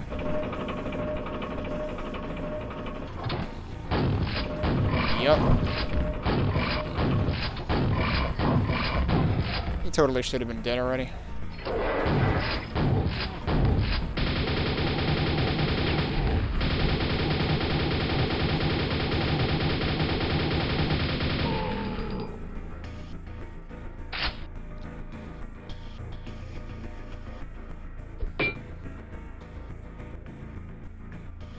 Oh, this is what I was seeing. Okay. Okay. But now I need to find the key for the other door. Can I get over there now?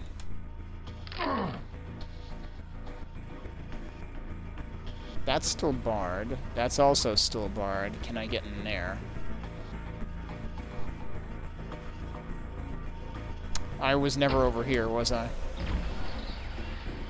So, yeah, these areas are set up symmetrically, roughly.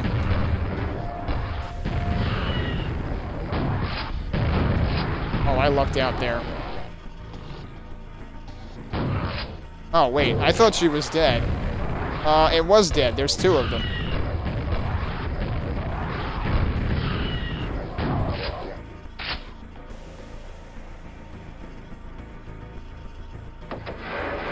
I barely got by those.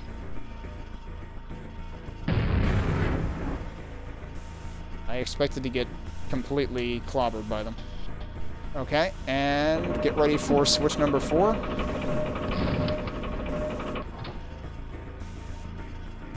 That did not open the big door.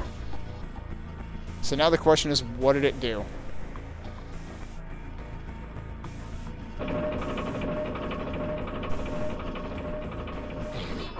Like, I don't think I heard anything.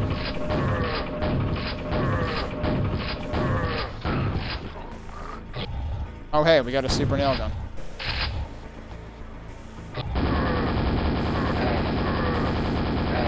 I'm gonna use it because there's nails right here.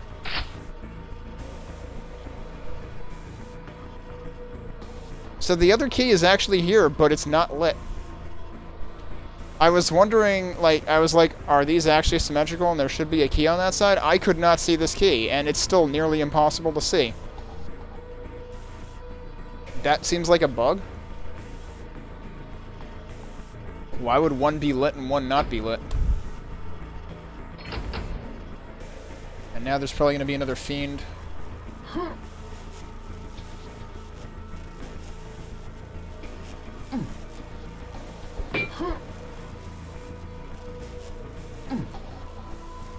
Hey, you can actually you can avoid fall damage by doing that. Okay, so that's still closed. We need to go up again. I think.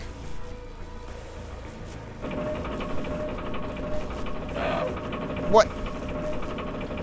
What did I hit?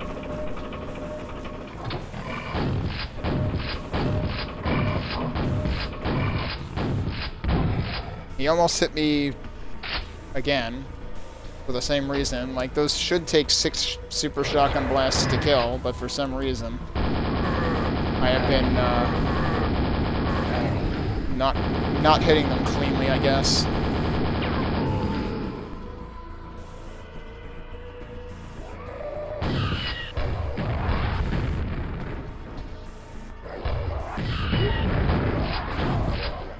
Well, that was unfortunate. I don't know what I'm doing here. There we go. Did I leave anything up here in terms of... Nope.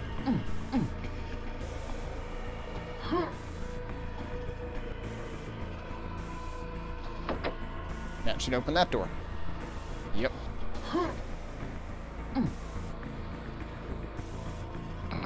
Only problem is I still don't know what those 4 switches unlocked. Yeah, that didn't quite work. Nails, I can take those. We are close to the end. Okay, they're just straight up giving that to me now. I can't shoot through that. That's interesting. And we live here now. So, I'm gonna assume there was... I have not found a single secret.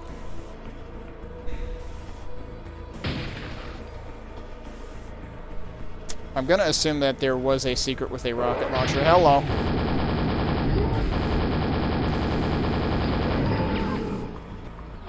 Oh, okay. They didn't wait for me. They just came out.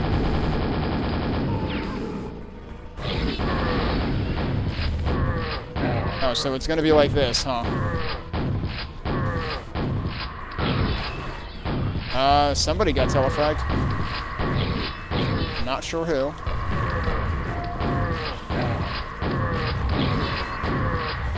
I didn't really mean to get that. Oh, geez, this is gonna be rough.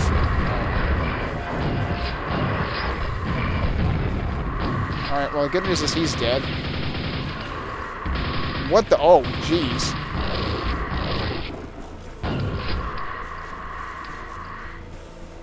I'm glad I happened to see that so I didn't end up, like, getting squished by it. But, yeah. How about that yellow armor that I found before? I'm probably gonna go get that now. I didn't really need that. That was kind of silly.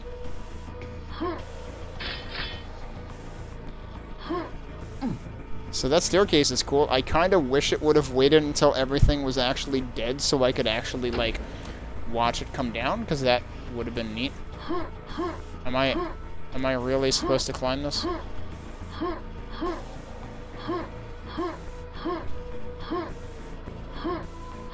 We're actually playing Catherine now.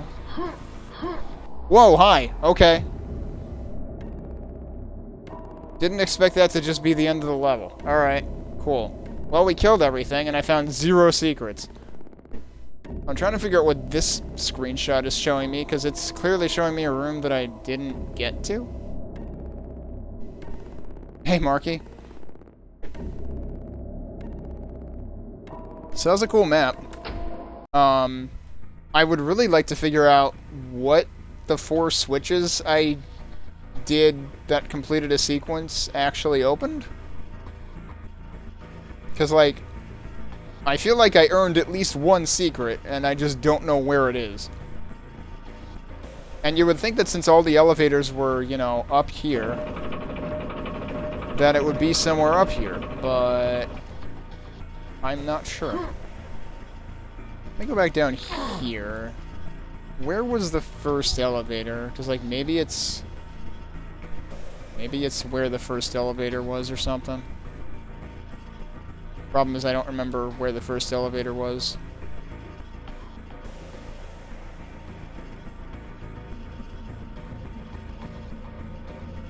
Look, that's where the exit is. Look, it's just a mess up there.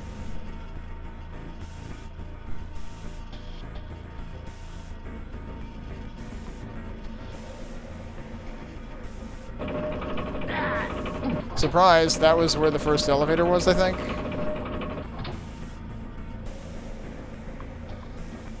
I don't really see anything new here either.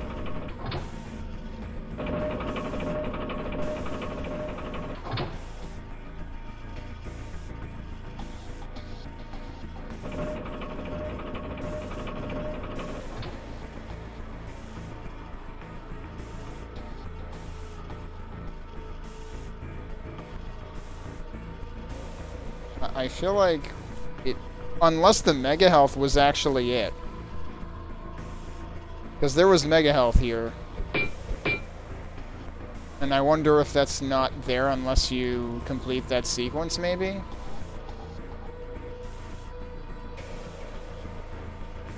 But otherwise, I didn't really see anything open.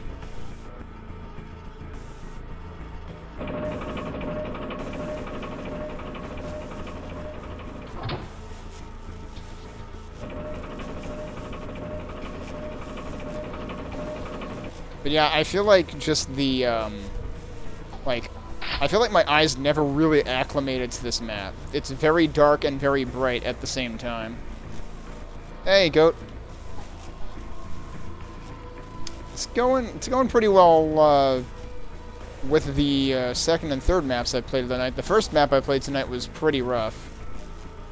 This map has been really interesting. Okay, I'm gonna save everybody the Hupfest that was exiting the levels, so, like, I'm not gonna bother with that again.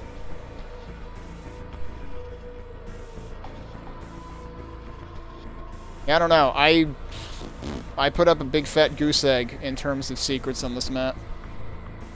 Check in the middle? As in here?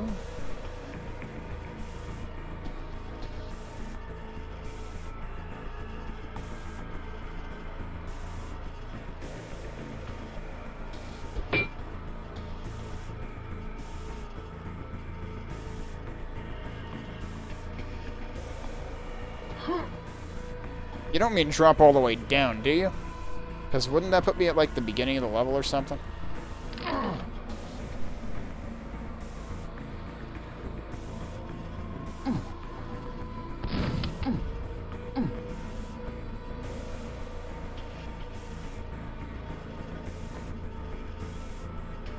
There are bars here. Huh.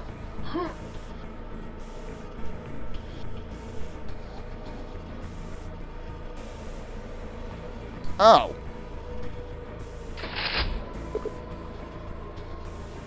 And that's supposedly the third secret. No, that must be what opened then. Wait, it was 2 secrets. What?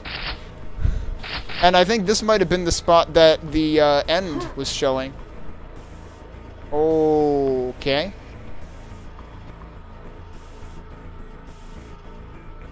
But yeah, the thing is, I never went that far back, because I kind of, like, it never told you anything about any shortcuts opening, so I kind of didn't want to, like, make myself have to go all the way back through the map. But it turns out you don't have to go all the way back through the map, because it lets you come back up.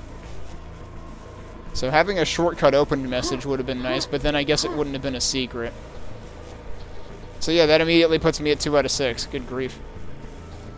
And I imagine that quad would have helped at least a little bit for what goes on here. So, I'm a little curious. It's like, if we come back here again, I guess what might have happened is, like, this part itself might have opened just from, like, doing all the key door things, but then, like, this portal might have opened because of the 4 switches. Because otherwise it wouldn't make sense for it to be considered 2 separate secrets. And the second one was the 6th... well, that sounds really silly for me to say it like that, but, like, the subsequent secret was actually the final secret, and I think that is the one that the 4 under the lift switches were for, so, okay. Alright, well, thanks for telling me to take another leap of faith. Turns out we've played 2 maps that involved one of those. Skacky's map in the original Retro Jam 3 called it out. Of course, in that case, it was for actual progression, but... let's see, so what is going to be next? Next is going to be Negke's map. Let me look up the README for that, and we'll take a look at that real quick and jump right into it. But yeah, this... I mean, I'm assuming that these DLC maps had less of a time constraint than the original Jam itself, but this map clearly takes the cake so far. Let's see, Negke's map is called... Is that Zeroth? Like, it's 0 with TH after it. Medium-sized vertical runic style level created for the Retro Map Jam 3 community event. Credits and thanks to Daz, One True Purple, Reb, Scampy, Shambler, and Skacky. Textures used: metal.wad, metal4_5b by sock, wmet3_1 gold, and wmet3_4 gold by One True Purple. Known bugs: gray flashes in software engines. Set Rmax surfs 5000 and Rmax edges 3000 before loading the map. Is that even applicable? Am I even using a software engine? I don't think that's even applicable. Occasional packet overflow in older engines. Jib rain on level start in some versions of Dark Places. You just get extra confetti for some reason. That's not a bug, that's a feature. Tested with Fitzquake, Quakespasm, Direct Q, Dark Places, Windquake, GLQuake, JoeQuake. This was tested with all the things. Editors and tools: GTK Radiant, TKQ BSP, Lite, WViz, XT versions. Construction time maybe 2 weeks in total. Alright. Yeah, I was gonna I mean, like, I guess I'm thinking back to, like, you know, if you look at, like, GZ Doom or whatever, you can still switch between, like, OpenGL and software rendering, right? So, like, that's what I was thinking of. And actually, I feel like people prefer software rendering in certain circumstances in the Doom community. Alright, let's look at Negke's map.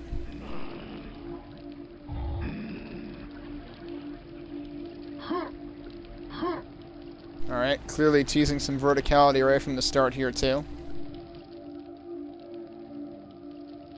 What is going on up there? What? I was gonna say, did I hear Enforcer voices? I did hear Enforcer noises. Yeah, this has definitely got some unique textures going on here. That's interesting. Man, it's been a while since I played a Negke map, I feel like.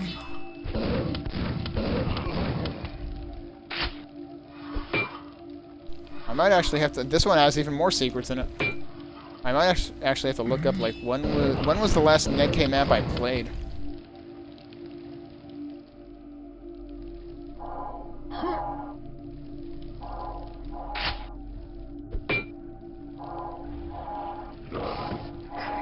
That's not a good sound.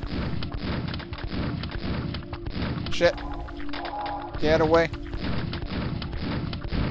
There we go. Alright, what did the switch do?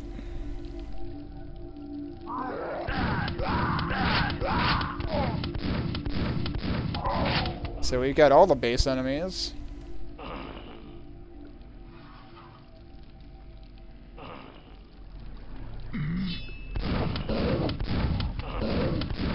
little concerned that I should have found a nail gun already. I'm seeing a lot of ammo for it.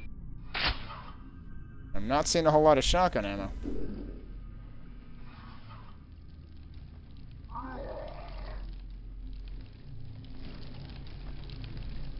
Okay, I apparently have come full circle. There's the nail gun. There's another spawn. I am surprised that didn't hurt me. Wow, alright.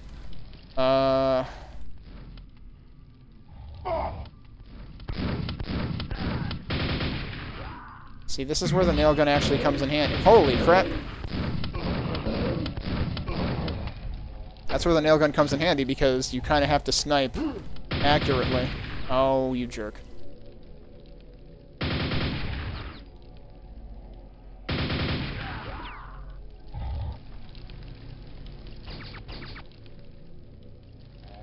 Huh.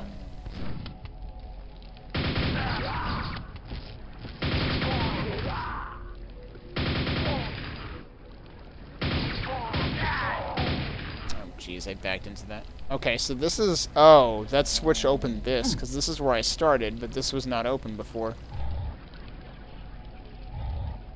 Okay, so a couple of suspicious things right off the bat. Oh, come on.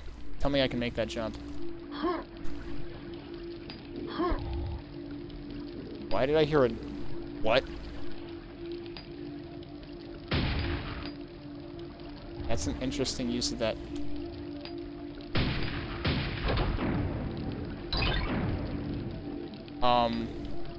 What? I think that just spawned the quad. Yeah, it just, like, spat that out, I guess. Yeah, it literally just spits it out. That's hilarious.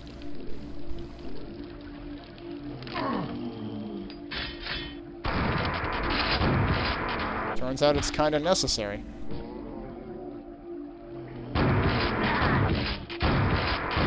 Problem is I have, like, no shells.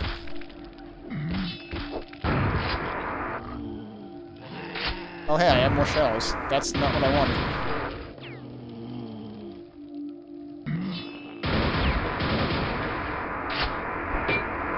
Alright, even more shells. Great. Oh. Okay. Turns out I can come right back up anyway. That's fine. So I'm a little concerned because I don't have any explosives yet. But we've clearly got zombies to deal with.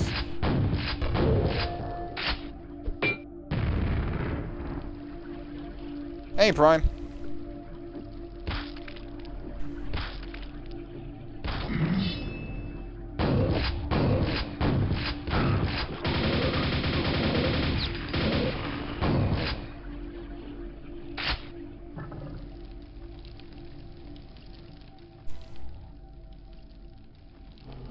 Yeah, I've been here. Okay, this is confusing.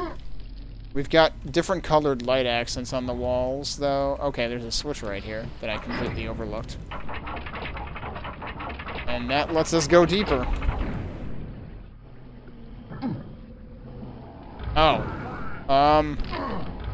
Ow. Ow? Ow? What is this supposed to be doing? Because I don't think it's working. Okay, here we go.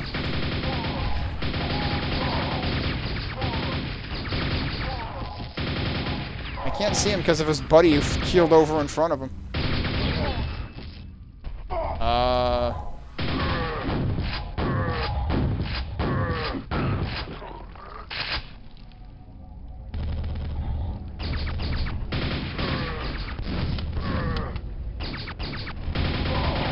Okay, he's dead.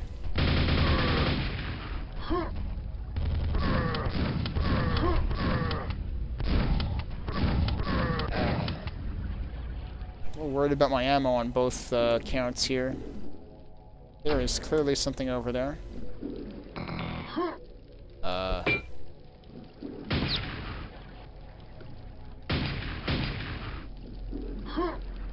that's all that's over there. Have I... Oh, I've been down there. Uh-huh. Uh-huh. Okay.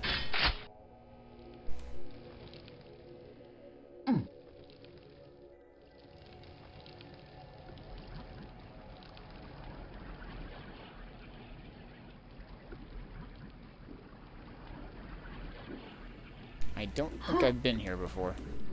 I've obviously shot at the things in here before. I'm just not sure what the point of being in here actually is. Oh yeah, so that's where I started.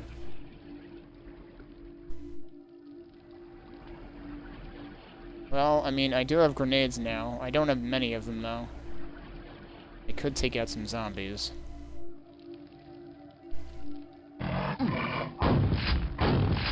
I have no idea when this guy showed up.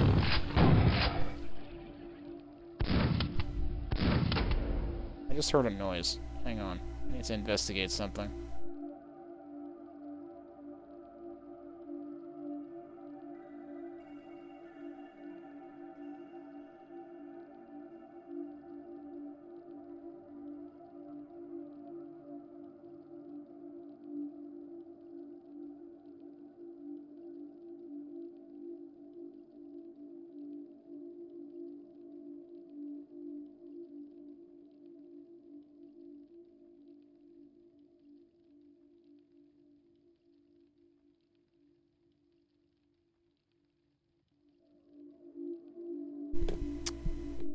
I don't know. That was weird. There was a noise like something falling like behind my table shelf thing over here, but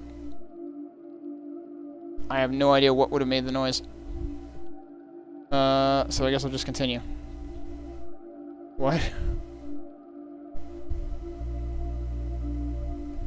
Yeah, I know. I'm always wearing the headset, especially in the summer, but like also just for FPSs in general, because like using the this is a secret. Okay, sure. There was a fiend in there, for crying out loud. Some secret.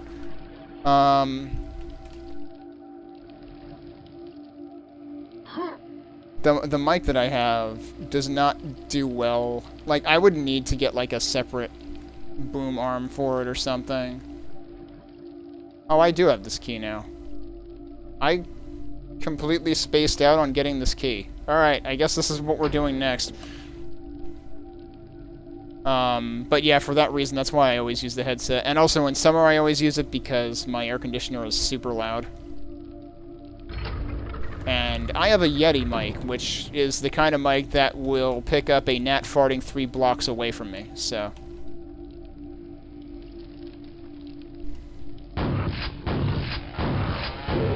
Although, I probably... Hello, that was... Yeah, oh, jeez, hi. Could you not? Seriously, dude? Dude. Thank you. I should test it with OBS's noise suppression sometime and see how it fares, but, like, I get that you can kind of... I'm really wondering what the heck... Are these really just accents, or are they actually functional? I reckon that noise suppression, you kind of, like... First of all, you're still going to hear background noise to some extent with it, and also, like, it's likely to take away from the actual, like, voice quality. Does ears come off, too?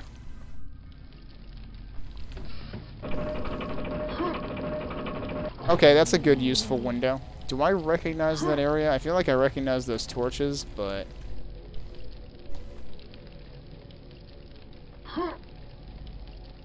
That's kind of awkward.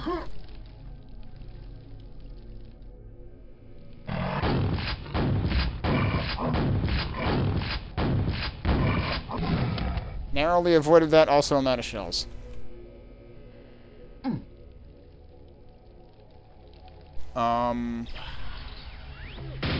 Okay, well, they're popping up all over the place.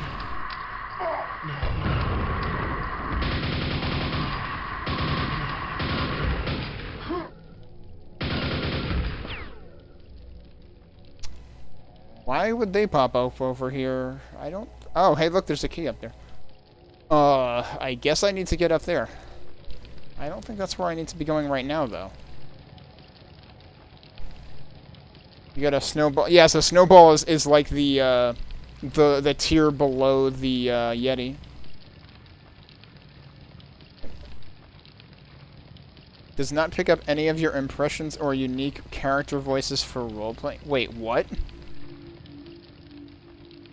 Is its range just super limited or something? Like its frequency range or what?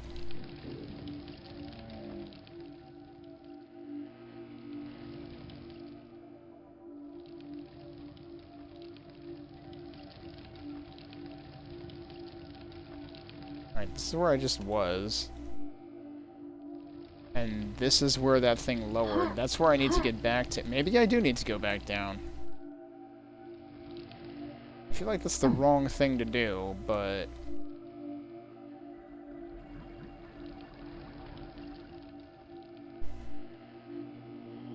Problem is I'm losing my sense of direction once I go away from where that window is.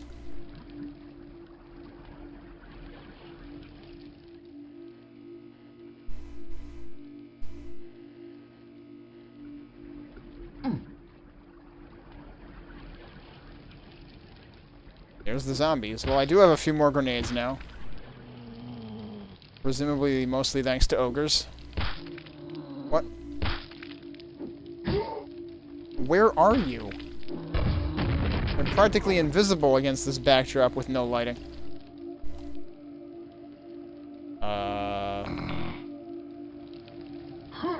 That is the elevator. Okay. Is there anything interesting down there? Have I been here?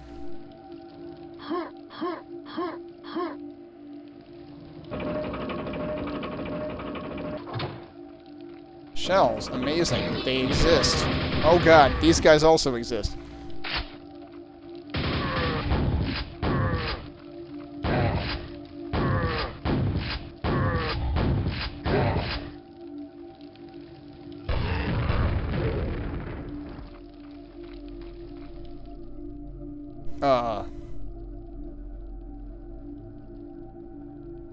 I guess I've been there.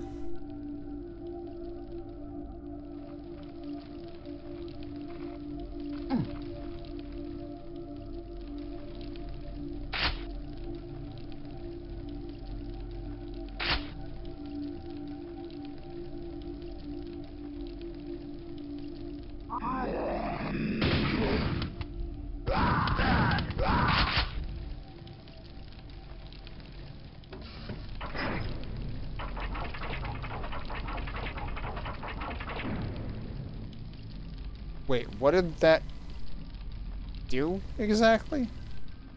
I saw it remove those grates, but I'm not sure what else it did.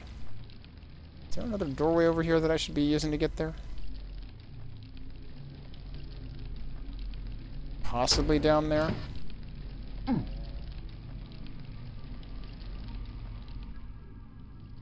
I've been there. So I heard it do things, but I didn't see it do things.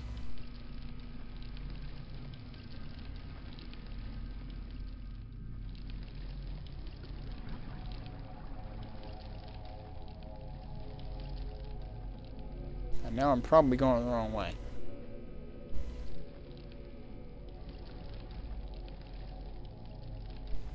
Like, why did it remove that railing, though? That's the confusing part to me.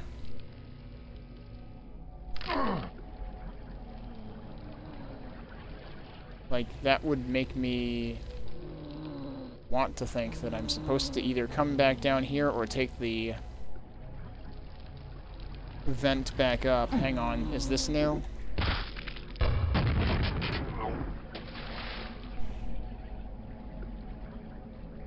Is that a different one, or is that the same one that I took before? This is the same one that I took before. So then, hang on.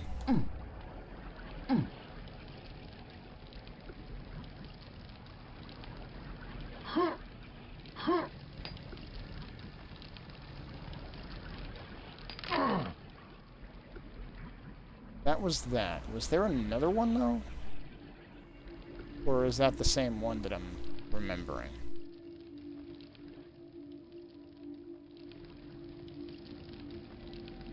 No, this is a different one. Okay. It was not clear to me that it was a different one.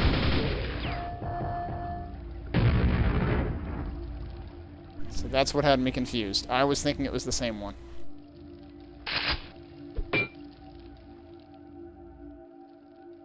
Oh, I recognize that. I was down there before, I think.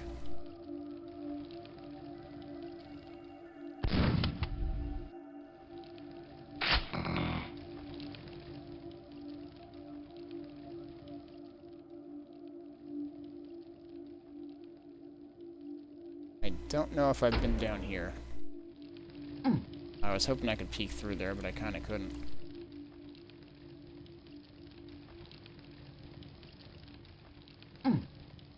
Where is this sending me?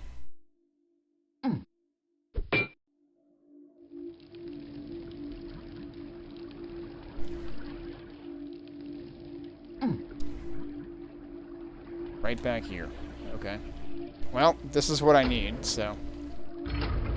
I actually completely forgot where this door was. I presume... I may or may not have actually noticed that door before, because I might have kind of, like, skipped to the top of these stairs.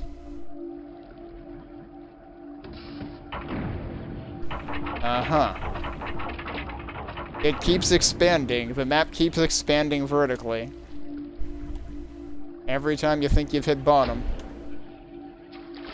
Oh, that's a lot of stuff. And we've got fish for our first time tonight. And I'm out of shells again. There's still another fish somewhere. Is that actually another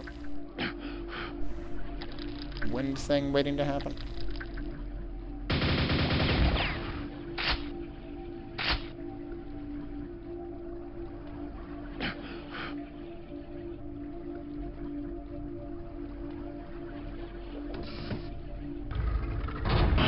Oh shit. Coming up for air.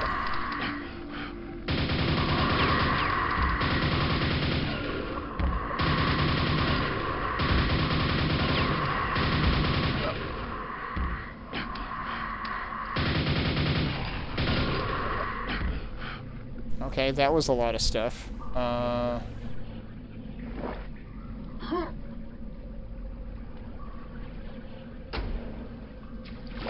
thought I might have seen health up there, but no. So what did that do, exactly? It made this rise. Oh, so now... it expanded down, and now it expands upward. Whoa, holy crap. Hi. I am very close to a zombie. Or two.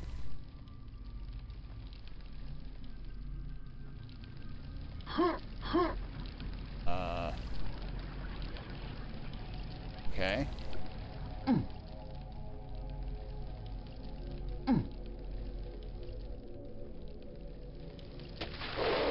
Oh, okay. I was trying to tell whether I'd been here before or not. What? I thought you usually do 2 swipes when you do that. And you can peek to lower parts. Is that... that might be the exit. I think that's where John Travolta jumped out of also. But yeah, he was the last enemy. So we found about half the secrets. But yeah, that was cool just in terms of how the level visibly expanded.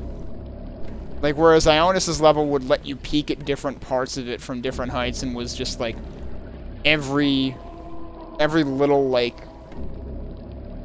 quadrant you ended up in was its own, like, huge vertical shaft. And in game time, yeah, I guess. Alright, so that leaves us with one map left, which is Skacky's map. Which, yes, we already played a Skacky map. There's another Skacky map. One for the map jam proper and one for the DLC. And this is called Oblivionaut.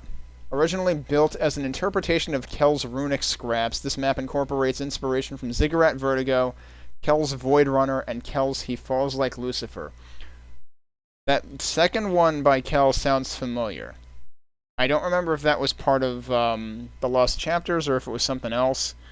I don't know if I played Void Runner or not. Off the top of my head. I mean, I could look at my... I guess I could look at my site. And, if they're standalone releases, neither of them are in there. Let me see if they're unquedicted. Neither they have to each be entries in a larger release. Neither of them are unquedicted independently either. Let's see. Known bugs, none, but it hasn't really been tested. Well, yeah, no known bugs, technically. How to not have any known bugs? Never test anything. Does this say anything about... I can't tell from here whether or not it has difficulty settings implemented. I would imagine it does, because the other one did. The one in the, in Retro Jam 3 non-DLC. But yeah, let's take a look at... Alright, this is, yeah, probably a medium-sized endeavor. We can probably fit this in. I was debating whether I should take a break first, but we can probably take a break after. I just walked into all the bullets.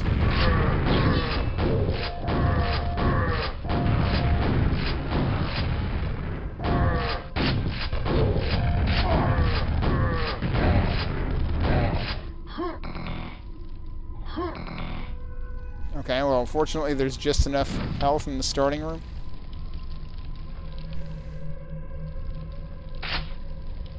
And also ammo.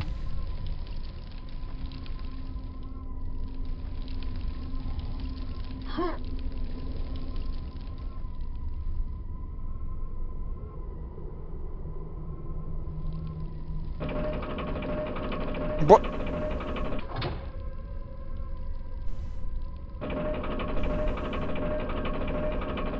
Interesting play. This is not the lift secret I was expecting. But then I can just ride this down.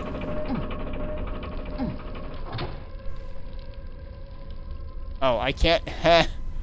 Alright, so number one, does this kill me? That's a really cool skybox, though.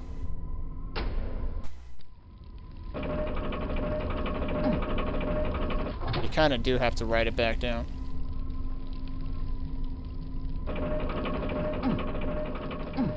Yeah, okay, falling down there would probably not get you anything useful.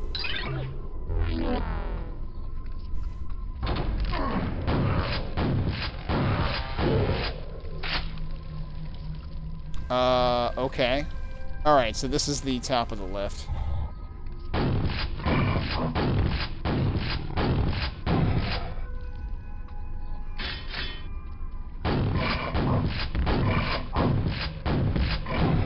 Anything that lets me take them out one at a time is appreciated.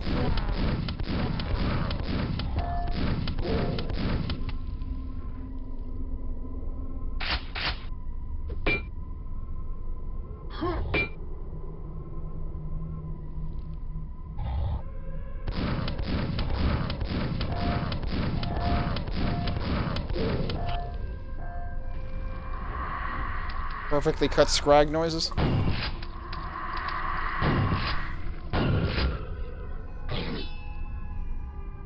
Where are all these guys coming from? Okay, you're up there. I think I'm just gonna ignore that guy. Oh, look, we got nail traps.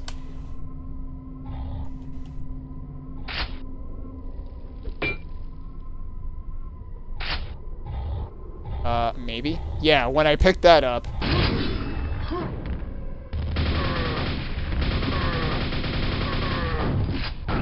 We also have, night traps.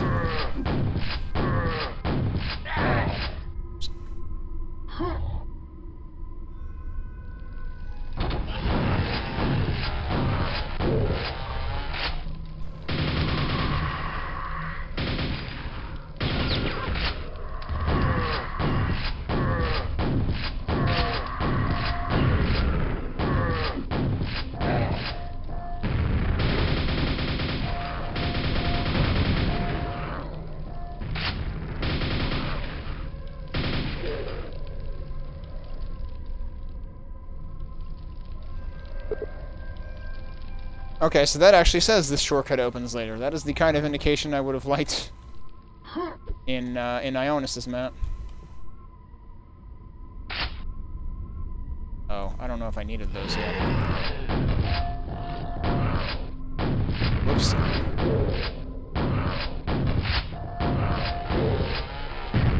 Oops. Jeez. Tripped right over that. Okay.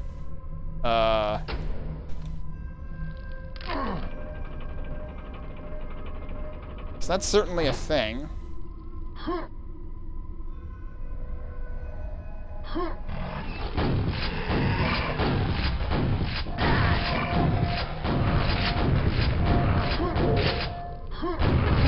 Oh, what? You let another one out right as I jumped at him? Where did this put me? Okay, so that worked me up here. The problem is... it didn't actually give me, like... presumably the intention was to get the quad and then go up there. Which I completely failed at. Is there supposed to be a switch here somewhere? Yes, there is.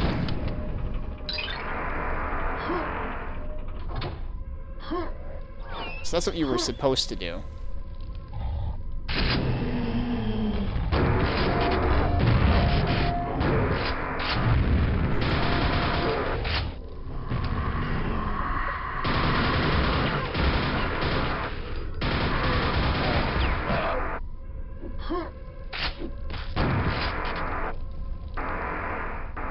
That's where it came from, isn't it?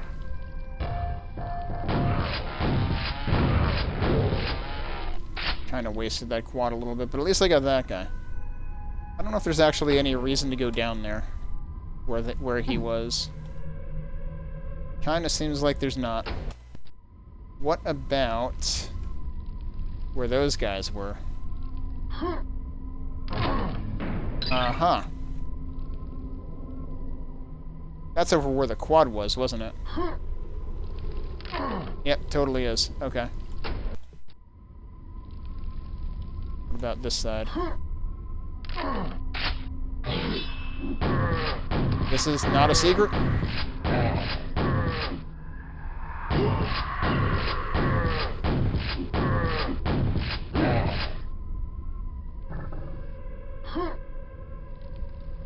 Or is it?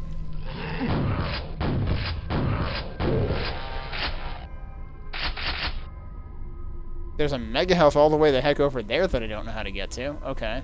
There's also a bridge up there, which is probably how you get to the mega health. Okay. This is... yeah, this is an interesting map. This is not good. Yeah, so that armor would be a good thing to have now. Okay, now we're the... oh, well, I'm at the key.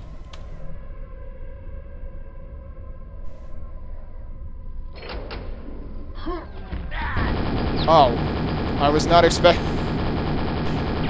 I thought I saw Scrags in the distance. No, I actually saw two Shamblers yeeting at me.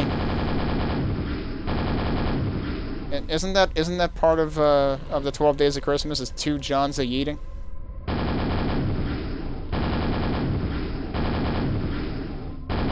See, we've got the true Travolta experience over there with the... Uh-oh, wait, we're not done?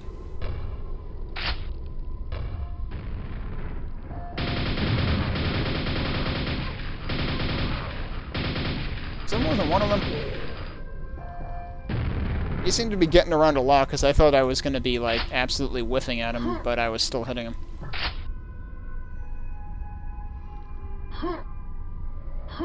Alright, but... there's something over there. Wait, was that... oh, he went through the portal, that's what it was, because he started over there. Well, now we know where the portal leads. Hi, Knife. I'm doing pretty good. This, we had a rough start with the Retro Jam 3, but everything since then has been pretty solid. And, the DLC, well, quote-unquote, DLC maps especially. Okay. Man. To think the ogre got the secret before I did. Alright. So we've got a quad, we've got the silver key door, but I would also kind of like... Oh, man. I'd kind of like to go get that armor. Oh yeah, that's definitely worth doing. So actually, I only played... Like, I had already been playing... Well, actually, since you're... Wasn't too rough, it sure was for me. And it certainly would be if you didn't get all the secrets, and that to me is kind of a sign of a flawed map. If you need to find the secrets to make it viable, then, like, that kind of defeats the point of secrets. Anyway, you can see all the stuff that I've been playing. So I actually played through all the mission packs and stuff prior to the remaster coming out, but I then played the new expansion, and I eventually played Horde mode a few weeks ago, so that was cool to check out. Horde mode is actually a pretty nice happy medium between a couple of prior community efforts, one being one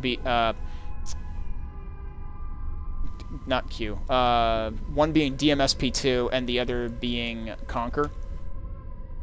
Alright, so I know I left some armor somewhere, and I kind of want to get that before I get the quad and go on with the,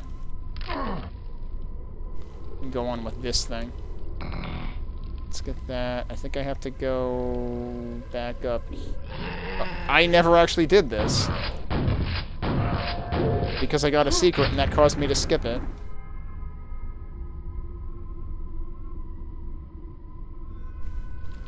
So... Wait a minute. Where am I trying to go? I'm trying to go over there. This is where the armor is. So that's what I want. We're actually, 67% on secrets. That's something. I'm dumb. Also, that's where the mega health is. And this still hasn't opened, interestingly enough. I would have thought we were... Maybe once I open the silver door, that'll open. Also, hey, we've got nails I didn't pick up, so let me, Also, hey, Colossus. Sorry, I didn't say hi. I was in the middle of a thought and didn't get back around to it. Alright, so now we need to go back up there. I might as well take that.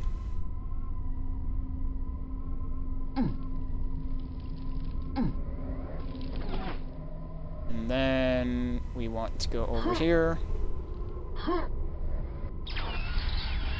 Alright, and now we are set up for this. Oh, jeez. Come on, you can do it. Now I overshot. There we go.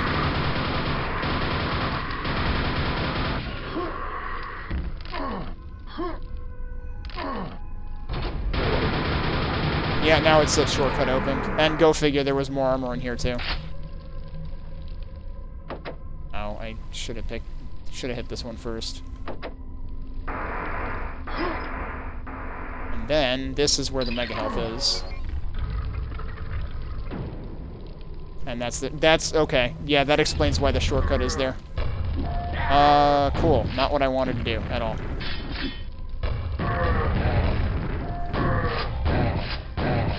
Alright, there we go.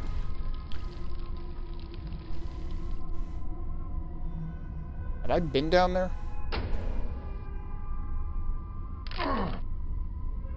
Yep. This is probably... Oh, no, this is just on the other side of that hallway. What the heck? Where did I save? I saved right at the edge. That is not a good place to save. Oh, I was totally expecting one on the other side. Maybe on hard mode there is.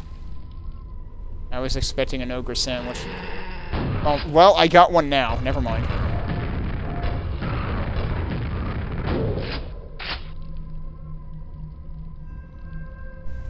I'm sure he did.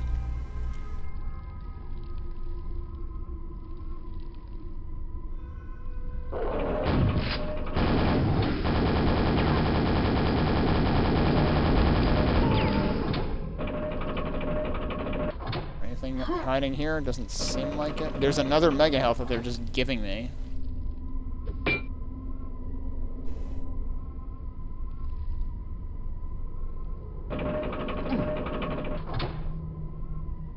Alright, well, I guess we're gonna see what's up here.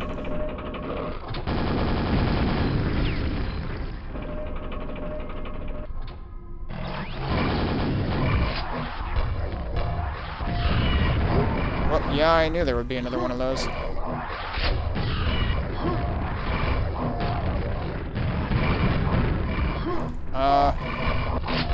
Should not have done that at all. Got bailed out hard by the mega health on that. Because I royally screwed that up. So there's still 6 enemies left. I've missed 1 secret. Is this not the end? This is not the end. Yet.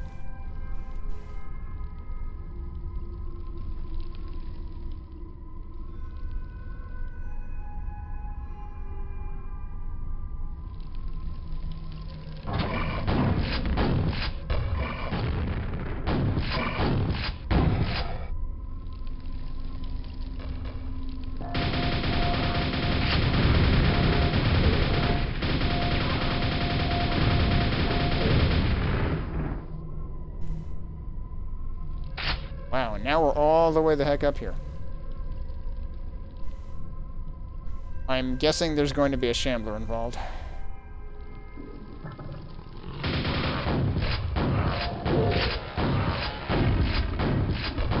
Okay, I'm confused because that one ogre, I could have sworn I didn't even hit him 4 times and he died. There's 1 enemy left. I 100% expect John Travolta. Yup.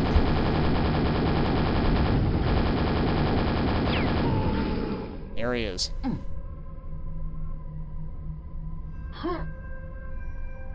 Interesting architecture here, too.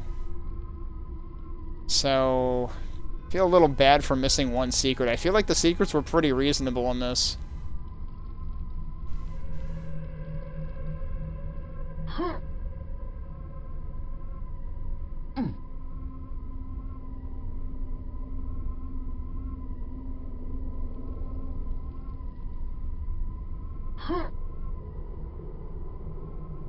Can you? Okay, I have to test this. Can you technically die here? Yes. Hang on, let's do that again and turn around. This is actually great because you can watch the entire map go by. Well, okay, only a little bit. That's hilarious, though. You actually do have to jump through the exit.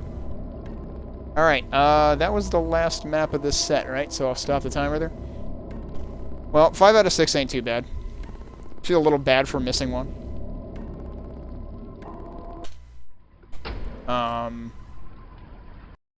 But yeah, that was... The DLC maps were all... I mean, I feel silly calling them DLC maps, but it's called Retro Jam 3 DLC. Those were all really solid. I'm assuming there was less of a time constraint on this than on the original. I forget, did any of these actually mention how long they took? I think Ionous's might have? Well, maybe not.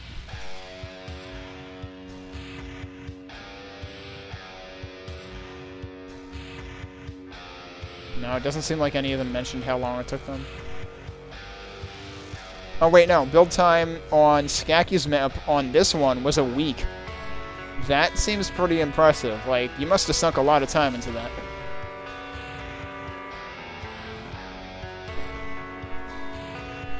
Alright, well, let's see. So I think I think Retro Jam 3 rated like 4.5 out of 5, and this was 4.6, so it did rate slightly better. Also, I need to do the thing to make the comments the correct width again.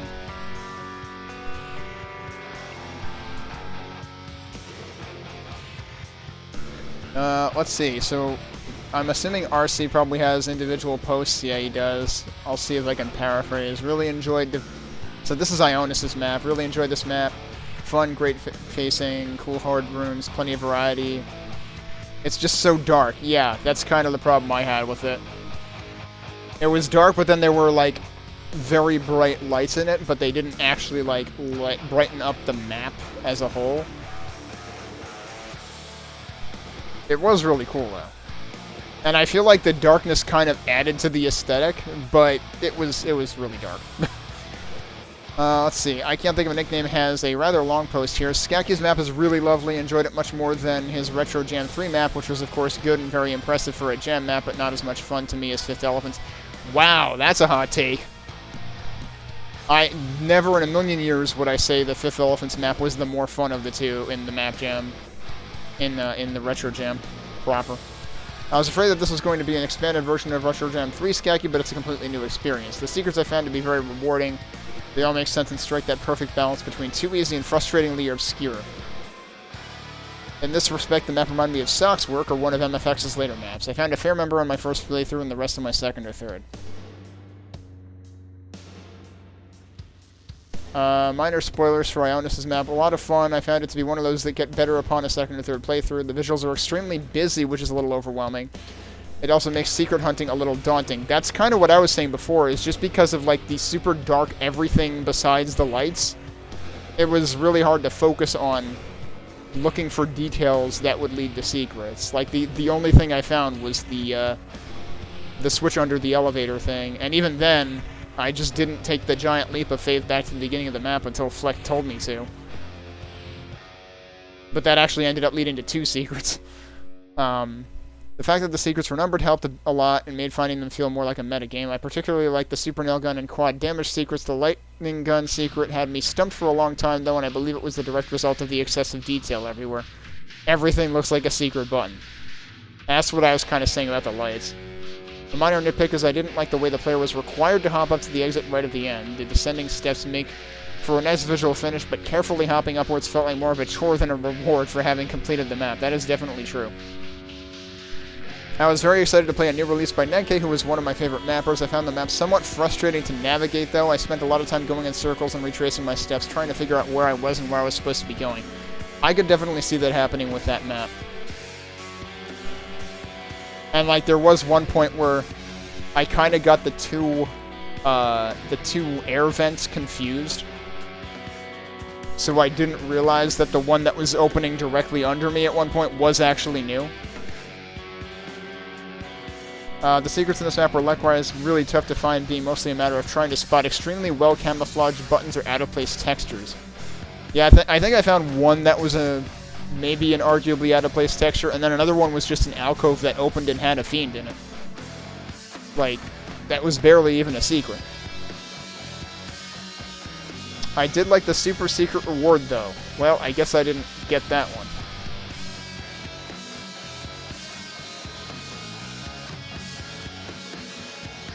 What I usually love about Negke's maps is that they're not only well-crafted, but unusual and stimulating, pushing Quake gameplay and visuals in unexpected directions. What I often find less enjoyable, though, is that progression can be very obscure, almost in a 1990s adventure game sense. This map, unfortunately, has more of the latter than the former.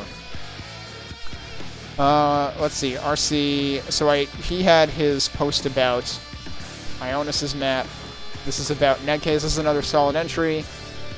I like a lot about this map. I think my favorite thing is the pacing.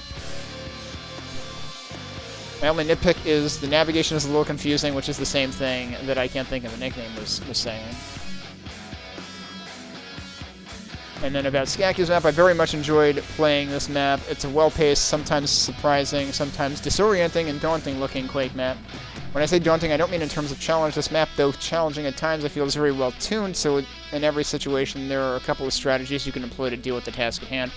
Daunting is more in reference to the feel of scale of the map.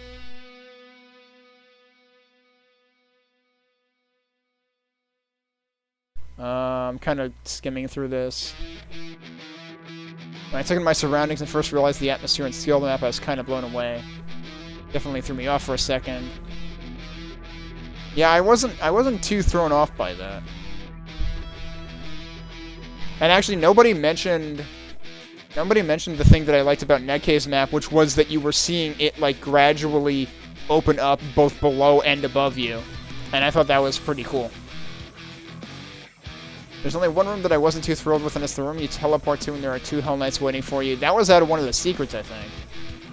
But yeah, I remember exactly. Unless that might have been... No, that might have been the required one before the silver key.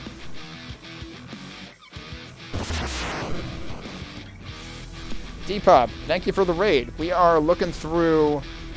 We're actually, like, leading up to a break, probably, looking through the reviews for Retro Jam 3 quote-unquote DLC, which was the supplementary pack in addition to Retro Jam 3, but I will be starting up Retro Jam 4 because we've got time to at least start it tonight.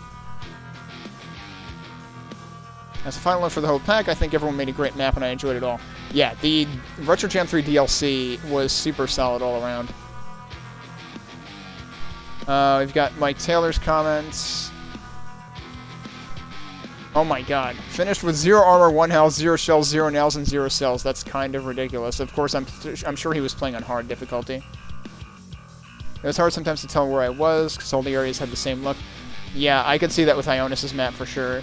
I lost health several times by elevators mashing me into bits of decoration. That happened to me, I think, once. Several times I had to get down from high places that elevators had taken me to, which, yeah, sometimes you can find inventive ways to avoid fall damage. Sometimes it's kind of hard to do that. Oh, cool. Well, I appreciate you watching the VODs, and I appreciate you sending folks over. If the DE is short for Germany, then I can understand why you're probably watching VODs more often than not, because it's probably super late where you are right now. But I know I have a couple of folks, at least, who are viewers from that side of the globe. Mike actually got stuck in Negke's map, which that has been a common theme, is that people were saying they found Negke's map a little bit disorienting.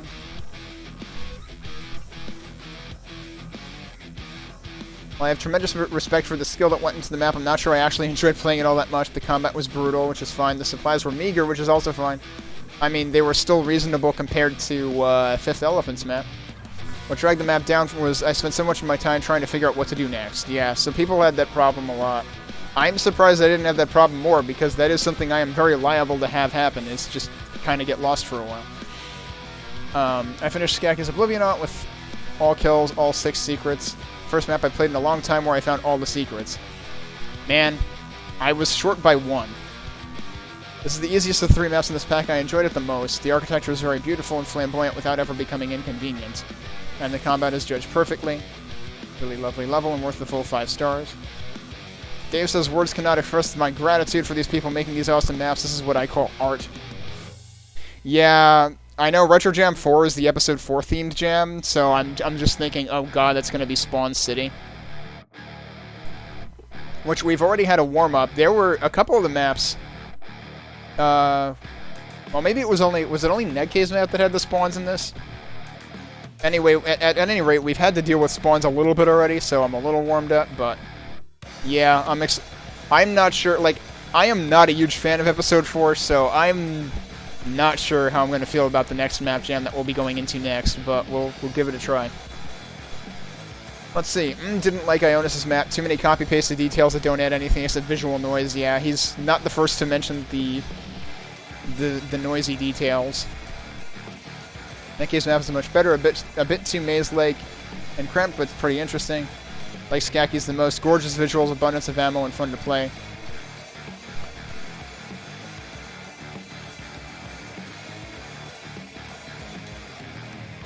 Let's see. This is a wall of text here. Skacky's map is the one that really stands out. The other two, they're not bad. I found too confusing and difficult to traverse due to their maze-like design. Ionous' map is okay as you progress through it, but the moment you come back to any kind of juncture, it's like, oh no, which way do I need to go now? Like, it definitely has that problem. Yeah, finding the exit and hunting for secrets are real drag at times, mostly on Ionous' map. Because, yeah, everyone pointed out the decorative noise. Skacky's map has a pretty linear layout and a reasonable amount of secrets which aren't difficult to find. Kind of funny when the DLC is 3+ times bigger than the original content. Alright, let's see what Blowsberg says here. Now this is DLC I can get behind. Ionous' level was a spectacle to behold. It felt like some crazy idea you would see in a Dark Souls game, but this is Quake, and this just shows what visual marvels Quake can pull off. It's a bit easy to get lost to all the sameness of the place, but I think the major selling point of this map was the visual design, and I'm okay with that. Negke's map, on the other hand, is on the other end of the spectrum. I didn't find it to be visually stimulating. I would agree with that. but I did find the gameplay and flow to be top-notch. Such an impressive atmosphere the place conveys. The flickering light shambler with his back turned was a very tense moment. I feel like I spaced out on that one. You want a flickering light shambler though? Go play. You want shamblers in cool settings. Go play Bloodshot's map in. What was that in? That was in Func Map Jam 10, right?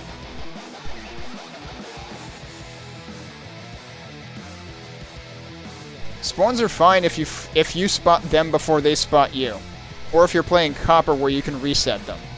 Once they're off to the races, all bets are off. Also, wait, common and Quake player level of spatial omniscience? I assume spotting them before they spot you is what you're referring to then. I would not consider that common Quake player level.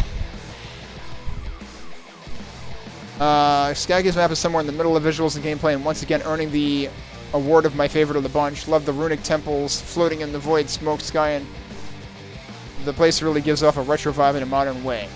Secrets were fun, but some moments feel a bit unfair, like spawning right into a fiend and corner ogres instantly spraying their hot pineapple love. The vertical layering is great, and the sense of this otherworldly place is present. Good stuff, and I fully recommend to play these gems.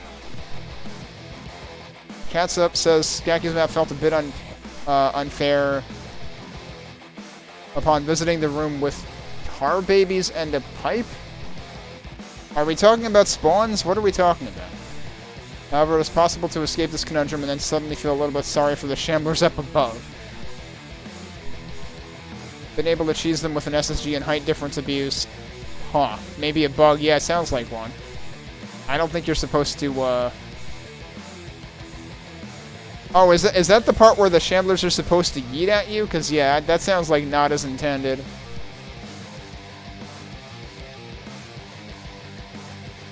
Yeah, it is absolutely ridiculous where mapping has come to. And, like, I think people in one of the first 2 Retro Jam reviews even said, like, this is called a Retro Jam, but, like, these maps don't feel retro. I would say that this one in particular, or... Actually, like, that's one thing that FifthElephant's map probably has going for it. And also, probably out of these 3, Negke's map, more than the other 2, is, like, they actually do feel more retro. I feel like it's easier to feel retro with the Metal Runic theme than with some of the other ones. Because, like, the second Retro Jam was, like, Sky Castles or whatever, and, like, you're very likely to get, like, more modern architecture with that kind of theme. And then what was the first one's theme? I'm completely spacing out already. What was the first Retro Jam's theme? Oh right, Medieval Castle. Medieval Castle, the problem was you were getting a lot of stuff that felt... I mean, this would have predated Arcane Dimensions, I'm pretty sure, because didn't Arcane Dimensions come out in 2015, and Retro Jam 1 was 2014? But, like, it felt like the precursor to Arcane Dimensions. It felt absolutely modern.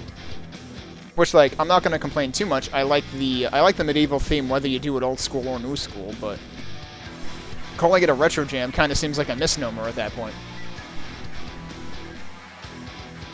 I feel like Repus tends to have critical reviews. Thought Ionous' map was boring because of the sameness, which other people did point out. Netke's map is alright but very confusing, which is, yeah, that's the same thing other people said.